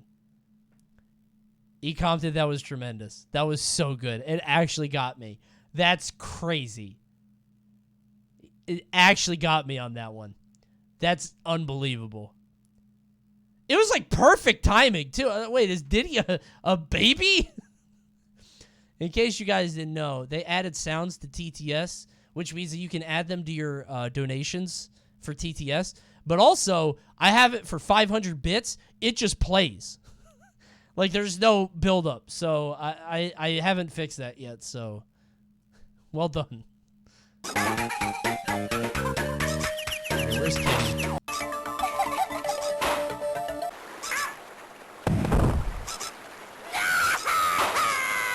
Ooh, that's kind of annoying. It's still annoying. It's not as funny, though. Listen to how loud he is. Listen to this. Oh my god, he's so heavy. Sounds like a bowling ball. Likes to play pranks on Dixie, but to be fair, she also pranks her life in Donkey Kong Country period. He also likes to play pranks on Dixie, but to be fair, she also pranks him back, so, you know, whatever. That's just stuff. But he is actually really strong for a baby, having very notable strength. He's also able to roll like a barrel, if you even want to really count that as like a power. I don't know if it's a power, but it's impressive. That. My personal favorite thing about Kiddy Kong is that in Japan, his name is Dinky Kong, which personally I think is very amusing. Just like Chunky Kong, Kiddy Kong vanished after his big starring role in Donkey Kong Country 3, and we haven't seen him since. I think I like but Kiddy he was more, mentioned in the rhythm spin-off game Donkey Kong 2. Dinky's kind of cute. Dixie Kong writes a letter to Donkey Kong, telling him how when Kiddy first touched the bongos, he learned them instantly, and immediately understood the idea of rhythm and flow. Aw! There's nothing else really to say about Kiddy. Good for him! Let's move on. We've officially covered every Kong in the... Bro, so Nintendo, there's all these rumors, right? That Nintendo's working on a 3D Donkey Kong game. I know they would never do it. I wish they would just be like, okay, Kiddy Kong is the new, like, handing over the mantle. You know what I mean? As stupid as it is. I would love it if they were just like, all right, Donkey Kong is old now. He's now cranky. Worst selling DK ever. I know, everybody wants DK. It's been so long. I want to shake stuff up. I guess it's like if we have more Donkey Kong games, I would be fine with that. I think you're right. The Dixie Kong family. We're now going to move on to Lanky Kong, who first appeared in Donkey Kong 64. I would buy a Donkey Kong NFT. I would. Kong NFTs? I would have my own Kong. He's a part of the DK crew and best friends with everyone in the group. Aw. He actually wasn't born on Donkey Kong Island. Is he in the family? He comes from the distant Yutan Island. Oh. Where relatives of the Kongs live. live. Like orangutan. But he's not actually related to the DK crew. No, he's not. He's said to be a non-biological and distant cousin of our main Kongs. Okay. He moved to Donkey Kong Island because he thought his actual family was too boring for him. Aww. So he's attracted to the DK crew because of how chaotic they all are. Good for him. He's also a stand-up comedian and said that Kiddy and Chunky specifically love his performances. That doesn't bode well. These two are dumb as shit. He must work really lowbrow. Lots of cursing. Lanky also has the power to inflate himself like a balloon and fly. He does, yeah. And as you may have noticed, he has freakishly long arms. And again, and I bring this up every time Lanky Kong comes up, and I'm sorry, this is one of my 10 funny phrases. You pull my string and this comes up. He can handstand when he needs to. You don't need to handstand ever. You never need to handstand in your life. No, you don't. There's never a point where you need to handstand. What if you need to go up a steep slope? Buy cleats. He does it because his arms are long as shit. He can walk it. I never noticed how small his legs are. Like, I noticed how long his arms are, but look how tiny his legs are. He's like a corgi. Oh, my God. What if I need to ground pound IRL? You can ground pound. You just don't need to handstand. There is never a point in your life where you need to handstand. And according to the German Donkey Kong 64 website, this is because when he was a child, he made a bet with a friend. That being, who could hang on a limb the longest. So he just hung on his limbs for so long that his arms turned into... Oh my God, he's competitive. And people have compared Lanky Kong to these fucking horrifying Manky Kongs! Type in Donkey Kong. If you see a Manky Kong, you need to take immediate action. You need to kill that thing instantly. It's on sight with Manky Kong. Take immediate action. Kill it instantly. Shoot on sight. Manky Kong is so fucking funny. Kong Country. Oh. These Manky Kongs are described as Kong reject orangutan. implying they were exiled from the Kong family for their savagery. Oh my god! The Since savagery! Lanky is also based off of an orangutan, it's possible that they are actually related. Unlike Chunky and Kitty, Lanky actually got to be in another game after Donkey Kong 64. Oh, did he? The main one being Donkey Kong Barrel Blast. Oh, good for him. He also had a cameo where he was drowning of Chunky in the Game Boy Advance port of Donkey Kong Country 3. He died again. But we haven't seen Lanky since. Now the fan favorite. Okay, so they didn't bring up the Manky Kong thing, in case you guys haven't seen this. And I talked about this on a previous video. Manky Kong, this is the guide. Manky Kong is really mad, probably because he was never accepted as part of the Kong group. Every time you come across Manky Kong, you need to take immediate action. Immediately. He has a fucking, like, chainsaw arm. Look at that. Oh, my God. He's terrifying. Look at his face, dude. Oh, my God. Funky Kong. Yo! He's a fan favorite for good reason. He's a cool-ass fucking Kong. Just look at him. He's a fucking surfer Kong he's with so shades. Cool. And he's so good at kart racing. In the games, he runs multiple shops. He usually isn't a playable character, because Funky has stated that he doesn't actually like adventuring, but he will aid his friends in their adventures with his services. That's weird. Some examples of his services. In Donkey Kong Country 1, he runs Funky's Flights, where you can fly in a plain barrel hybrid for free. Look at this shit, dude. Wait, does that say up air? It looks like it says U air. Huh. I have Smash Brain. Oh, the board says Nintendo. That's kind of cool. Dude, this design is peak. He's so cool. The Funky Flights service allows you to travel around the island to different areas. In Donkey Kong Country 2, he runs Funky Flights 2, which is essentially the same as Funky Flights 1, but now you have to pay an initial 2 banana coin fee. In the Game Boy Advance version of the game, Funky owns a gyrocopter, and instead of paying money to use it, Funky just makes you play a minigame, and after that you can fly for free. In Donkey Kong Country kind of 3, annoying. he owns Funky's Rental. He makes you do work. Where he plays the role of a mechanic. Now instead of giving you rides across the island, he makes vehicles for you if you bring him items. Oh, that's nice. Some of the vehicles are on screen here. Each new vehicle you get also means you get access to new locations you couldn't get to before. Thanks, Funky. The Game Boy Advance version of Donkey Kong Country 3 is practically the same thing, but each new vehicle you get, you have to play a minigame. Funky also plays a pretty crucial role in the story of the game. If you give him every DK coin that's obtainable in the game, he will give you the gyrocopter I mentioned before, and with this new copter, Dixie and Kitty Kong can locate the Banana Bird Queen. That's God, right? I think Wrigley was right. That is the face of God. That is clearly coded as a divine being. In Donkey Kong 64, he runs Funky's Armory. Coney, wait, I know the funniest video you've ever seen. I gotta show it to you in the future. Yeah, DM it to me. Where you can buy the Kong different fruit guns, like the previously mentioned. Dude, I don't like DK64 Funky. I don't like this one, dude. He went like full, like, I don't know, military dad. I don't like this one. Like, he doesn't like adventuring. He's into, like, transportation and shit. Why is he a gun guy now, you know? Mentioned Pineapple Launcher. Funky Kong doesn't actually appear in Donkey Kong Country Returns, but Cranky Kong makes a joke in reference to his absence, saying he does not know anybody with an airplane, and using one would be pretty convenient. In the Nintendo Wii U's Tropical Freeze, Funky just runs some boring item shop.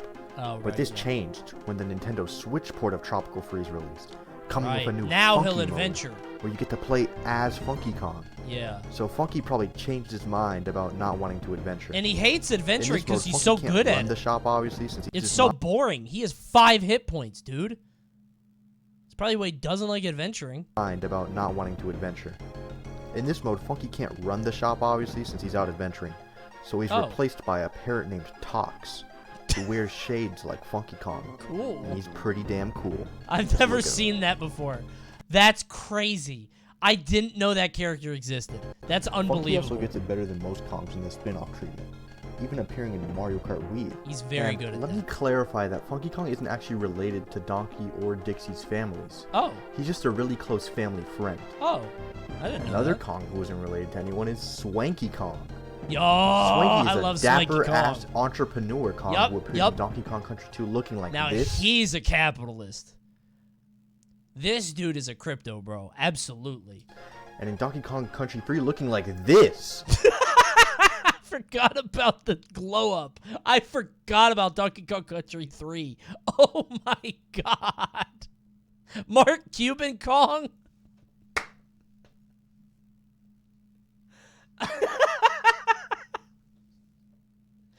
Oh my god. Yeah, I love Swanky so much. Swanky is my favorite. He's so funny. Why is he even running these games? They don't have TV or anything. He's so fucking baller. His a role in the silver series tooth? is just hosting game shows and other types of For who, money-making though? competitions. He's a true showman. He also enjoys showing off his wealth with his expensive suits. He first appears in Donkey Kong He has Country so 2, many rings. where he hosts Swanky's Bonus Bonanza, a quiz show where he asks you questions about general knowledge from Donkey Kong and Donkey Kong Country. He does do that. He also has multiple quizzes you can choose to play, and they range in difficulty and pricing to enter. You can earn things such as extra lives for getting all the questions right in his quiz show. In the Game Boy Advance version of Donkey Kong Country 2, there are a few minor changes, but the main change is how the stage actually looks. Imagine a game show host asking you this question. Alex Trebek, Final Jeopardy. Who am I? more of an actual game show you'd see on TV. Candy Kong also appears That's by very Swanky, funny. kind of acting like his assistant in this version, but she actually doesn't do much. His next show he hosts is in Donkey Kong Country 3, where he owns Swanky's Sideshow, Right, it's like a circus-themed carnival. attraction. Yeah. It's a minigame where Dixie and Kitty have to throw balls at targets. It requires 2 bear coins, a currency that's exclusive They to use the bear home coins, hemisphere, not banana coins. to play Yep, around. because it's And Canada. if you win, you receive 4 bear coins. Mm-hmm. In the Game Boy Advance port, Swanky's Sideshow gets replaced entirely by a whole new minigame.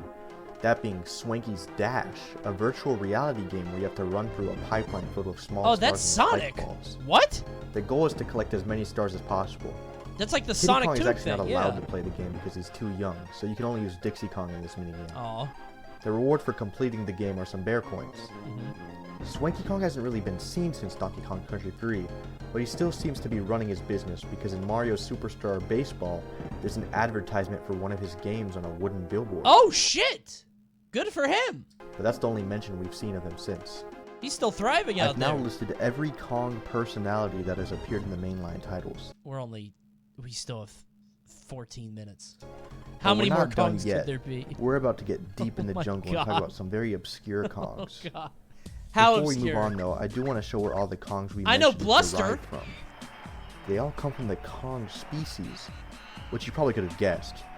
These are just ordinary monkeys in the Mario universe. All right. But there are multiple subspecies of Kong. Like I mentioned before, there are the Mankey Kongs. But there Gross. are also Minkies, Ew. which are just another enemy type, but this time they appear in Donkey Kong Country 3. Yeah. The Kongs we're familiar with are most likely just different looking versions of the main Kong species. Right. It's also likely that Kongs age quicker than humans, since characters like Mario seem relatively unaged, even though Right. Cranky is a fully grown I mean, they're grandson monkeys. now. They age faster, right? But That's like normal. Let's move on and get obscure. Let's talk about the Donkey Kong Country animated cartoon. Yup. This cartoon Wait, what was the girl's name? Was she Candy? The girl on this? I know Bluster. is very strange. That was and still you'll see what I Candy? mean. Okay. So without further ado, I just know Bluster, here's the bro. section on the cartoon exclusive Kongs, presented by my friend Bezzy. Sure. You know, I find it really funny how in the process of making my video, Carlito somehow got me to do his for him. Wait, there's Anyways, a yo, Koopa anyhow, in one? the process of making my Wait.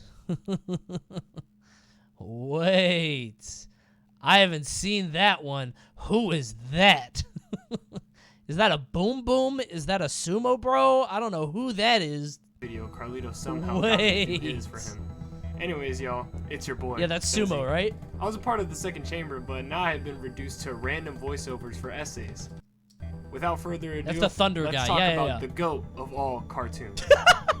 First up, we got Baby Kong. This Baby? goofy bastard is an exclusive to that one gift from God known as the DKC cartoon. Who's He only Baby appeared in Kong? 2 episodes, those being Ape Fu Young and Baby Kong Blues. In Ape Fu Young, he's just our main monkey DK the Third, but he accidentally drinks the leftover remains of a youth serum Papa Cranks made. This makes him become a baby. Yeah, so Later that's on, not little really a homie new pops Kong. up again, but alongside our normal grown-ass adult DK the Third, the youth serum DK the Third gets retconned in Baby Kong Blues, when in that episode, he was just a completely separate character.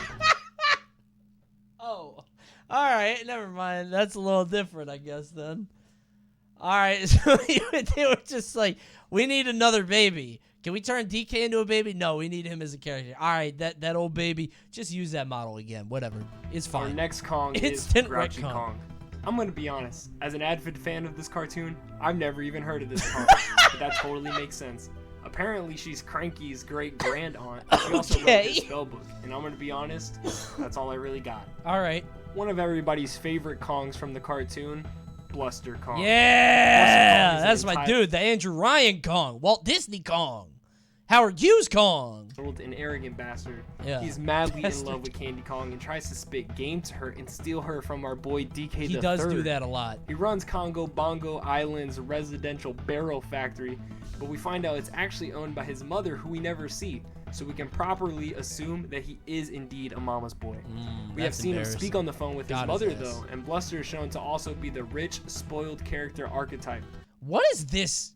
Where are these renders from? This and the baby one? Where are they getting these?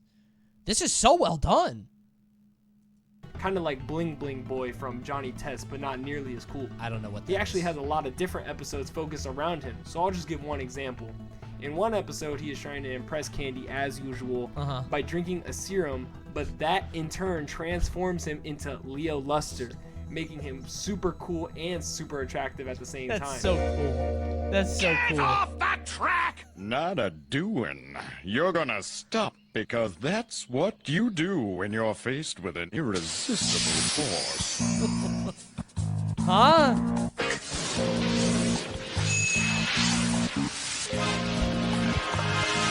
And irresistible is what I am, baby. Could they not just get funky for that?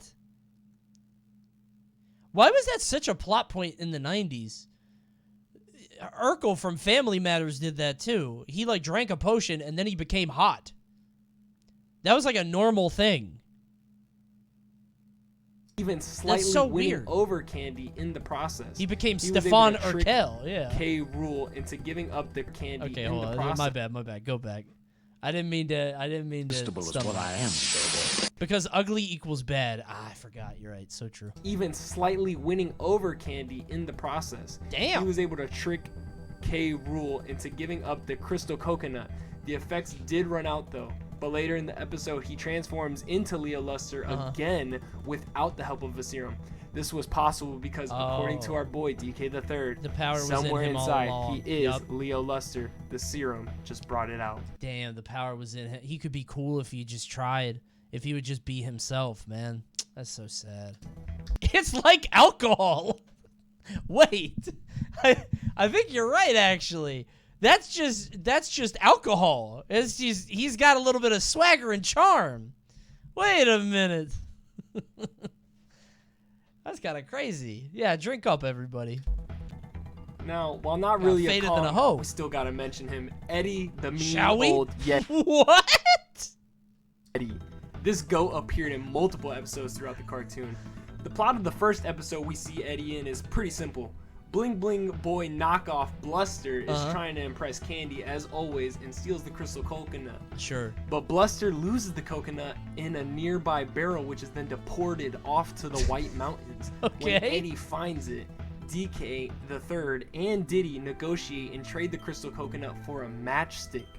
He then Bro, look at that Diddy. Oh my god. Look at his head and his mouth. He is grainy. he looks like sandpaper, dude. Or velvety. I bet he'd be very soft. Like if you touched his fur, you know what I mean? He actually looks kind of cute. Is he wearing like camo? and Diddy negotiate and trade the crystal coconut for a matchstick. What are they gonna do with a matchstick? He then has like one other main episode before becoming a character that is used very little throughout the rest of the series. And I'm gonna be completely honest, he looks kind of similar to the Caucasian DK skin from Smash. Kind of does. Why did he call it Caucasian though? He did. I don't know if that's the right word for it. It's probably not based on Eddie. Probably As not. I'm also pretty sure Nintendo does not want to be tied to this glory Probably hole of not. a It's probably cartoon. just a Yeti. But Yeah. I will say that most of our problems in the world would come to an end. I guess if he said white, I would have been offended. if You're Nintendo right. just came out and said it was him, Eddie, the mean old Yeti. And last, but certainly not least, we got Kung Fu. This man only appeared in one This shit's gonna be offensive. episode. I don't know if Might I I like add, Kung Fu. this is the best episode in the cartoon. Well, he was hired by K. Rool to fight DK in a set of challenges. Really? Kung Fu wins 2 out of the 3 challenges, but then loses the heart challenge. Because when Kung Fu was scared and distracted by a solar eclipse, DK refused to hit him with that 3-piece combo, no drink needed. What? Kung Fu then forfeits due to his immense respect for DK, and then he rides off into the sunset. He was scared by never the to be solar seen eclipse? Thank you, Bez Monster. Bezzy is currently making a Koopa family tree video. Oh, baby, I gotta see that one. When did this movie come out? A month ago? I gotta find that guy. Absolutely. Which is going to be pretty fucking dope. So I give it can't a watch wait. when you can. That's great. It's not going to be done by the time this comes out, but if you're watching this in the Thank you future, to whoever it'll that be in the was. description. I gotta find it. I gotta But now subscribe we're to done both these talking about guys. the Donkey Kong Country cartoon. But while on the topic of animation, let's talk about the upcoming Mario movie real quick. Damn, Honestly, okay. When making this video, New I was not planning Kongs? on talking about this movie because there was no reason to. But in the middle of fucking editing this, they released a second trailer to the movie showing literally like fucking 50 Kongs. And I was fucking pissed. Obviously, I can't cover these Kongs because, well, the movie isn't fucking out yet. Yeah. But I'll quickly go over my theories and concerns on how this will affect the Kong universe. Sure, So please first do. things first, there's a new Donkey Kong design. Yep. I don't really have like much it. to say about it. But whatever. New Donkey Kong. But honestly, I'm confused if this is Donkey Kong the Third or Cranky. Obviously, you'd think it would be Donkey Kong the Third, but in the trailer, he's shown to be fighting Mario like Cranky He's, like, on did, the as well as girders, being on yeah. the arcade girders. Yep. Which could just be a reference to Cranky, but again, who knows? Probably a reference. also- No, because Cranky's in the... Yeah, there he is. This old man Kong, That's who seems to Cranky. have like a major role, which he could be Cranky. He kind of looks like him. He is Cranky. And then there's like fucking 50 Kong. Yeah, they said that. It was Frank Armisen, right? Damn, this guy didn't do his research. From the ones I can like make out. My man did 300 hours worth of research into Kongs, and Nintendo said, fuck you, and released 50 more Kongs. Just keep throwing out Kongs. Never gonna finish that video. In the background, they look like entirely new Kongs, which fucking blows because I can't cover them. Yeah, they're But not... If they do get enough screen time in the movie, They're you part have of my the- word that I the will make Kong in every species. Mario movie Kong. But this is very off topic. Let's get to some Kongs we Okay. actually know. Sure. Now, this one is gonna blow your mind. Okay. You know, the Rabbids? Mm-hmm. They're like the video game equivalent to Minions. Right. There's like a Rabid Rabid Kong. Kong, right? Yeah. This comes from Mario plus Rabbids Yeah, he's Kingdom Battle and huge. the Donkey Kong Adventure DLC. Right. He kind of just acts like a normal Wait, I didn't know there was a... Rabbids Kingdom Battle and the Donkey Kong Adventure. I didn't know there was a Cranky Rabbid. This game fucks, by the way. No, it doesn't. This game is not good. The DK DLC is really good. No. I fell for it, dude. I bought this game because it was like $1 on sale once. These games are not good. They're not fun. They're boring. Adventure DLC. Not into them. He kind of just acts like a normal gorilla rather than acting like Donkey Kong. Okay. And he fights Mario in the base game. Uh-huh. But in the DLC, he fights Donkey Kong, where he appears as, you guessed it, Mega Rabbid Kong. Cool. It's the same fucking Yo. thing, just beefier Rabbid Kong. Yeah, and with he a fights weapon. Donkey Kong twice, but then after the fights, he becomes friends with him. Because apparently, the bad bananas were corrupting him. And when Oh. the bad bananas turned back into normal bananas, Rabid Donkey Kong became friendly.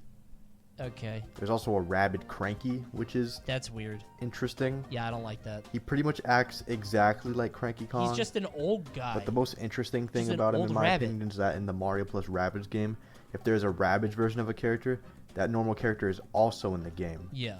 But there is no Cranky Kong, and he's the only one in the game where that's the case. So what I'm saying is he might be dead. We're now in the final fucking stretch.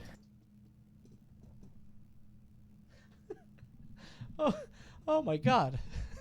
What a terrible way to find out.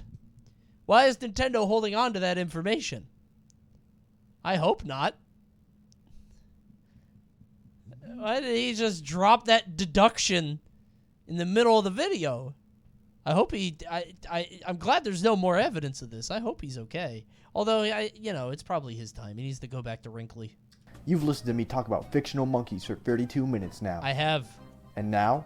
Damn, it has been 32 minutes. We're finally approaching the finish line. All right. These next few Kongs all appear from the same game. Donkey Kong Jungle Beat. Yo! It's literally a game about Donkey Kong punching the fuck out of big bosses. This game is so fucking funny. Donkey Kong Jungle Beat is extremely funny because it's just Donkey Kong fucking with animals for no reason. I love that game. Donkey Kong just runs up in the jungle and starts beating the shit out of birds. They're not even bad guys. He's just beating the shit out of every animal he finds. This chicken, I don't think it's sleeping. This chicken didn't do anything wrong to you. DK is just like, oh, I need to get to that barrel, and you're blocking the way. Oh, you guys can't see it because he's, hold on. Yeah, so there's a barrel behind me. He just needs to get to that barrel. Oh, this chicken's in my way. He's such an asshole. Approaching the finish line. These next few Kongs all appear from the same game. Donkey Kong. By the way, ads in 10 seconds. If you don't want them, you can Prime. You have to drop a Prime or $5 a month. I know it sucks. I got to play ads. I'm snoozing. I'll give you one more snooze. I'll give you one more snooze. But that means this shit is going off in 5 minutes. I'm not snoozing it again. All right? I'll give you the last snooze. You're welcome. Thank you, Toe Echo. I hope I said that. To Eco? Thank you. Listen, I don't want you to get ads either. But more than that, I want you to give me money. So go ahead and drop that Prime. It's a free way to sub to the channel. And look at that. We're almost at the goal. 3211 is so close. I'm only one sub away. And if we hit that, it could be anybody in this chat, and we hit that goal. That would be incredible. Thank you, Cled and Cambria. I don't have Prime. That's all right. I'm sure you got $5 then. If you don't spend your money on Prime, surely you have your money to spend on regular guys. You're not banned. You're not. Everybody keeps falling for it. Stop falling for it. I hate that. Somebody says that everybody's banned and everybody throws up their hands. Help! Help me! What did I do? It's stupid. Kong Jungle Beat. It's literally a game about Donkey Kong punching the fuck out of big bosses. It's yeah, he's dope. So mean. Regardless, the story of the game asshole. goes like this. There's a bunch of different fruit kingdoms, and each one of them has a leader. That's a lot of fruits. I don't remember all that. Really? I guess I didn't beat the whole game, did I? And there's a big bad Kong who beat the fuck out of all the leaders, so they bent the knee to him. Okay. Okay, now here's the Fruit Kingdom Kong leaders. There's Coney when he sees the Apple Kingdom. Huh? Kong, ruler of the Banana Kingdom. Right. Drake Karate Kong, Kong, ruler of Pineapple Kingdom. Yup. Ninja Kong, the ruler of the Durian Kingdom. I don't know if he's a ninja. And Sumo Kong, ruler of the Star Fruit Kingdom. Kong. I do remember Sumo Kong. There's really not much to say about them individually. The coolest part about them is their designs. But the Kong they bent the knee to is kind of interesting. This fucking maniac of a Kong's name is Ghastly King, also referred to as Cactus King. In Japan, his name is Final Kong. Oh my and not only does he look terrifying, but he's canonically one of the most powerful villains in the entire series. He looks like it. In the Wii port of the game, he's like a Kuma. Ghastly shrieks, quote, "The world is mine, all mine," and threatens not only to take over the world, but the entire observable universe. Oh my and god. And now, the climax. This is what all of this has been leading up to. Okay. For these next Kongs, I'm going to rapid fire over them. Alright. Explaining them, but going over them quickly because they really aren't that important at all. Sure, besides but please, the fact that they exist. let him rip. Some of these are even arguable. Here's him beating up pigs for no Kongs, reason in the background, by the way. They pretty much all derive from Kongs, which is what this whole video is about. So okay, yeah. Let's get a move on. Please do. This is the Kinda Kongs section. Alright. Gorillas, an enemy type in Super Mario RPG. I remember They're those just guys. Kongs They're in in jail. chains. Yep. Yukiki, A monkey from the Mario series that appears in Mario 64 and a lot of Mario Party games. A little bit, sure. Bink, called Binky in Japan, an undead skeleton Kong that runs a minigame on a cruise ship in Superstar Saga. What? Ancient Who's Kong. Bink? Ancient Kong civilization that was first depicted with murals and returns. They seem to have worshipped bananas. The Aztec Kongs, Cranky Kong's great-grandfather. He is mentioned but never seen in Donkey Kong Country 3. He seems to have owned an antique mirror. Alright. Baboons the Boisterous. 3 Baboon Kongs in Tropical Freeze that can clone themselves with ninjutsu. Super Donkey Kong. A white DK that shows you how to beat a level if you suck dick and keep dying on a level in returns. Is he different? Super Diddy Kong. He's a Same fucking thing. They're Mini different? Donkey Kong. Oh, he's okay. huge. Helper Kongs. Monkeys found in Jungle I Beat. love them. They fucking exist. They're cute. Great. Yeah, those I like those. I literally don't think I can say his name, but I know you're curious. He was in very early builds of Diddy Kong Pilot before being scrapped for obvious reasons. Redneck Kong? Can you not say redneck? I just said it. What? Oh, he said the C word. Why does he... Is he not in any games? Why does... Cranky now has 2 canes. He's getting old, dude. That's kind of fucked up. Got this big fighter pilot dude in the back.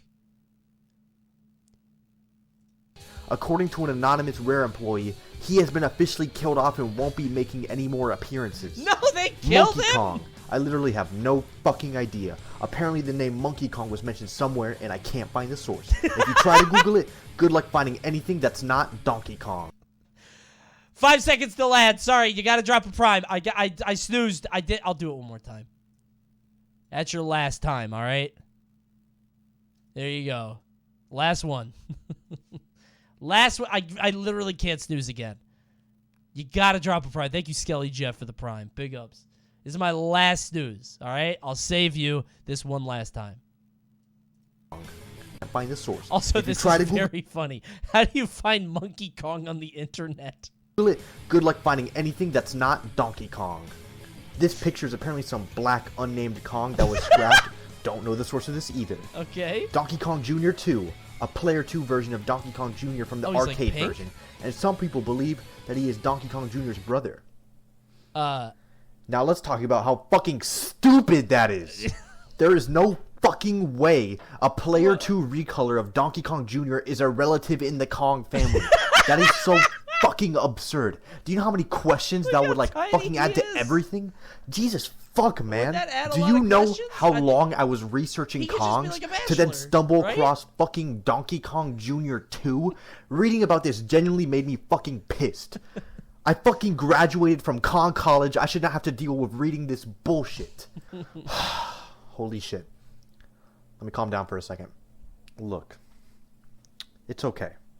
He could be a possible brother to Donkey Kong why not? Jr. Why couldn't Do he I be? believe so?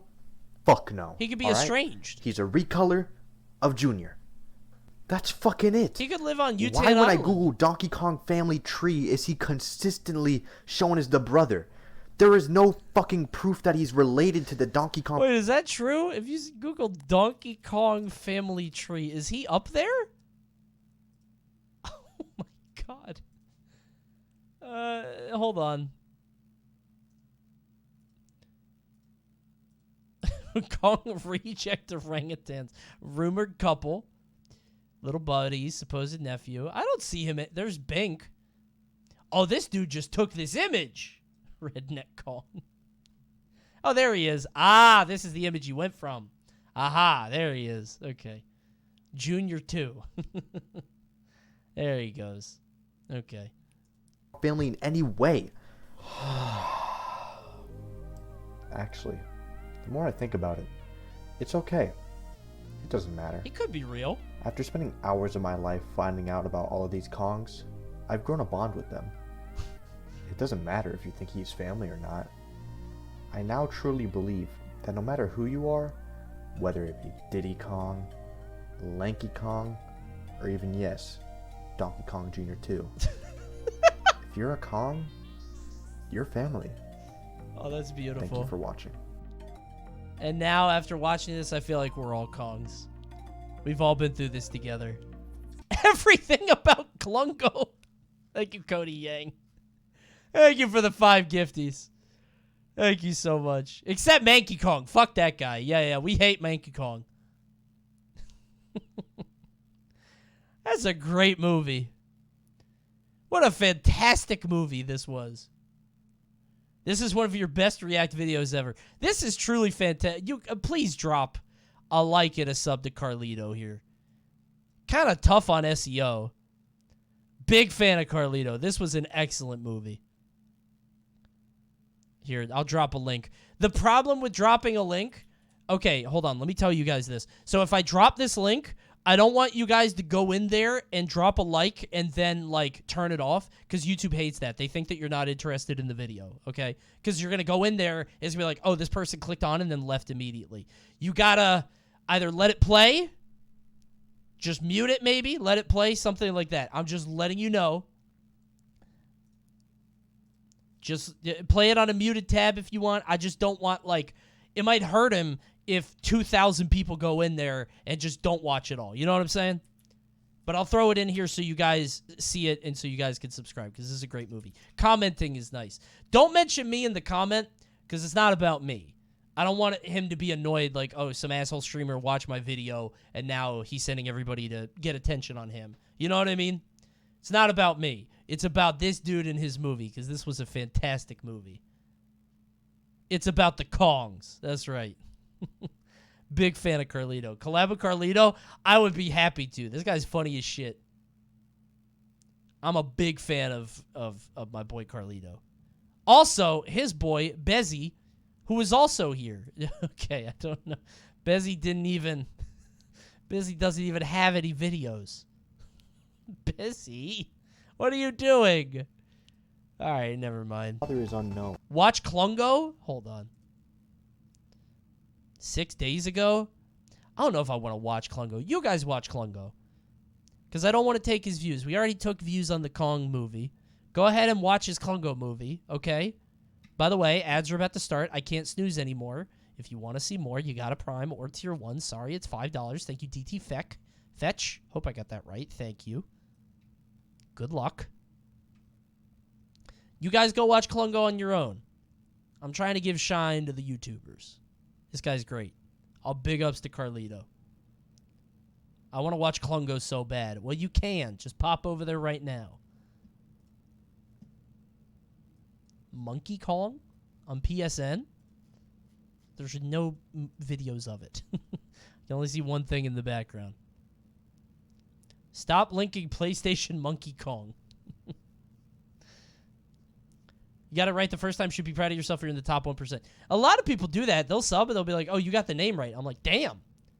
Apparently that's not common. Do the Sporkle? Oh, shit. Link the Sporkle. Let me do it one more time. Link the Sporkle. I'll pop it right now. Thank you, Mako. Koopa Family Tree isn't done yet. We'll watch it when it is, maybe. Again, I don't want to steal views. I only did this one because it came out a month ago and it did well for him, 102K, so I didn't feel like this was hurting too bad. If a video's only at 6.5 after 6 days, I want this dude to shine. Go watch that on your own. Please.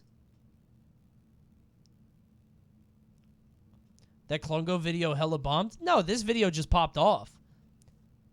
I can't believe he didn't get more subs for it. He was funny, dude. That was a good movie.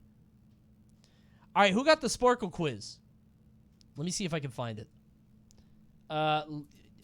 Sporkle every Donkey Kong characters, only Kongs. Okay. This is like, hold on.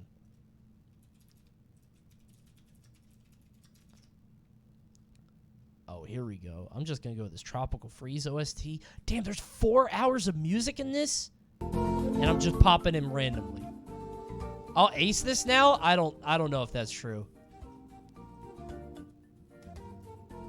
All right, hold on. Donkey Kong, Diddy Kong, Dixie Kong, Kitty Kong, Kitty Kong. Oh god. Donkey Kong Jr., Cranky Kong, Candy Kong, Funky Kong, Wrinkly Kong. Who was in 64? Oh, Chunky Kong, Tiny Kong, Lanky Kong, Who is in 2? Who else was in 2? Manky Kong? Surely. That's in there. Okay, never mind. Donkey Kong Jr. Donkey Kong... Baby Donkey Kong. That's... Because that's different. That is different. Yeah. I'm not looking at chat. Who's at Donkey Kong Country 2? Dixie, Diddy, Funky. It's got to be like a... it's got to be like an enemy, right?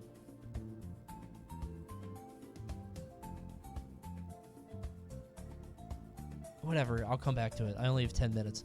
Okay, Bluster Kong, Redneck Kong, which apparently is on the list. Jungle Beat. Oh, is that the... What was the king? The Ghastly King. Is that his... Fuck me. Alright, Mario RPG Legend of the Seven Stars was Gorilla Kong. I don't know how to spell that. Gorilla Kong. I don't... Is it... Gorilla Kong... What? Is that not the same?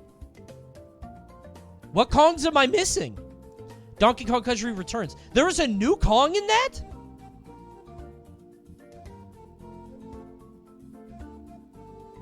Chunky, lanky, tiny. What am I fucking up?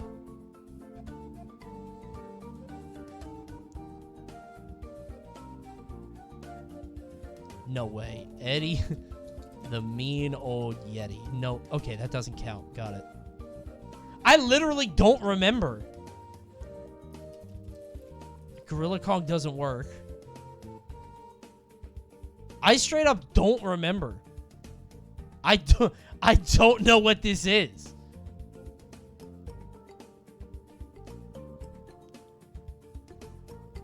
Wait, Baby Kong. Yes. Okay, I got Baby Kong. That was the baby that isn't him, but is him. What's Donkey Kong? Swanky Kong! Oh my god! Swanky Kong!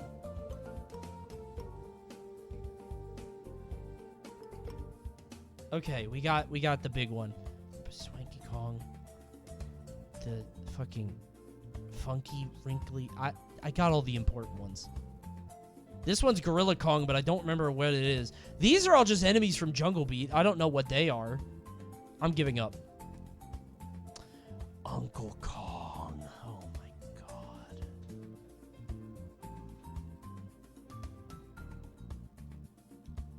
I forgot Uncle Kong. Oh, man. He was my favorite. Chained Kong? That wasn't his name, I didn't think. I thought it was Gorilla. I don't care about these. Sumo, Dreg, Karate, Super. Super isn't a different Kong. That's just Donkey Kong powered up. It's like Supersonic.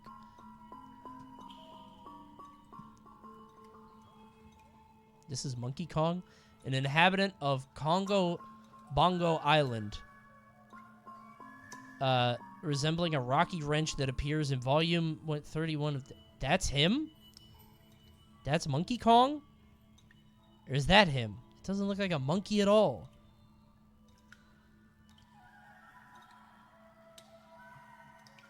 This is stupid. That's Mogera Kong. Oh, wrong entry? Oh, I see. Okay, this is dumb. We've seen every Kong. We're done. Thanks for tuning in. All right, tomorrow we're bringing back something that people have wanted for a while, okay? We're bringing it back. Tomorrow's going to be very chill. Oh my god, wait, they're trading cards. Tomorrow's stream is sponsored by HelloFresh, I think. And we're going to be doing something that people would like, I think.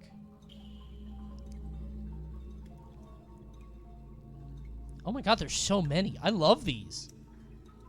These are so cool. Oh my god, they got Armadillo. He's so cute. Thank you, E. Compton.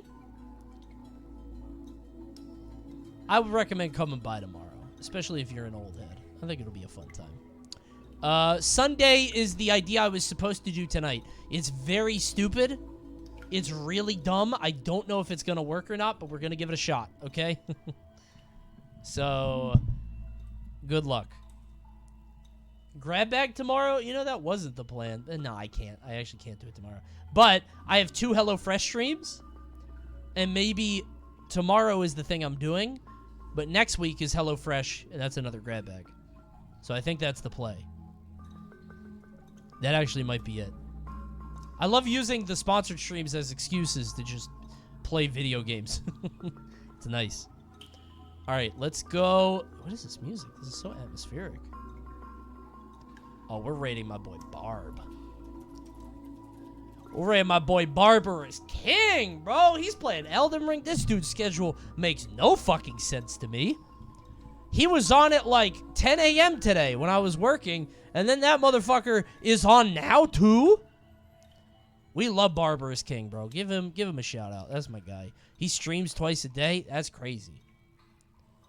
I'm thinking about adding another stream day, by the way. Not kidding. It wouldn't be at night, though, because I already stream 4 nights a week. Thinking about... I'm considering, and please don't take this as a commitment or anything.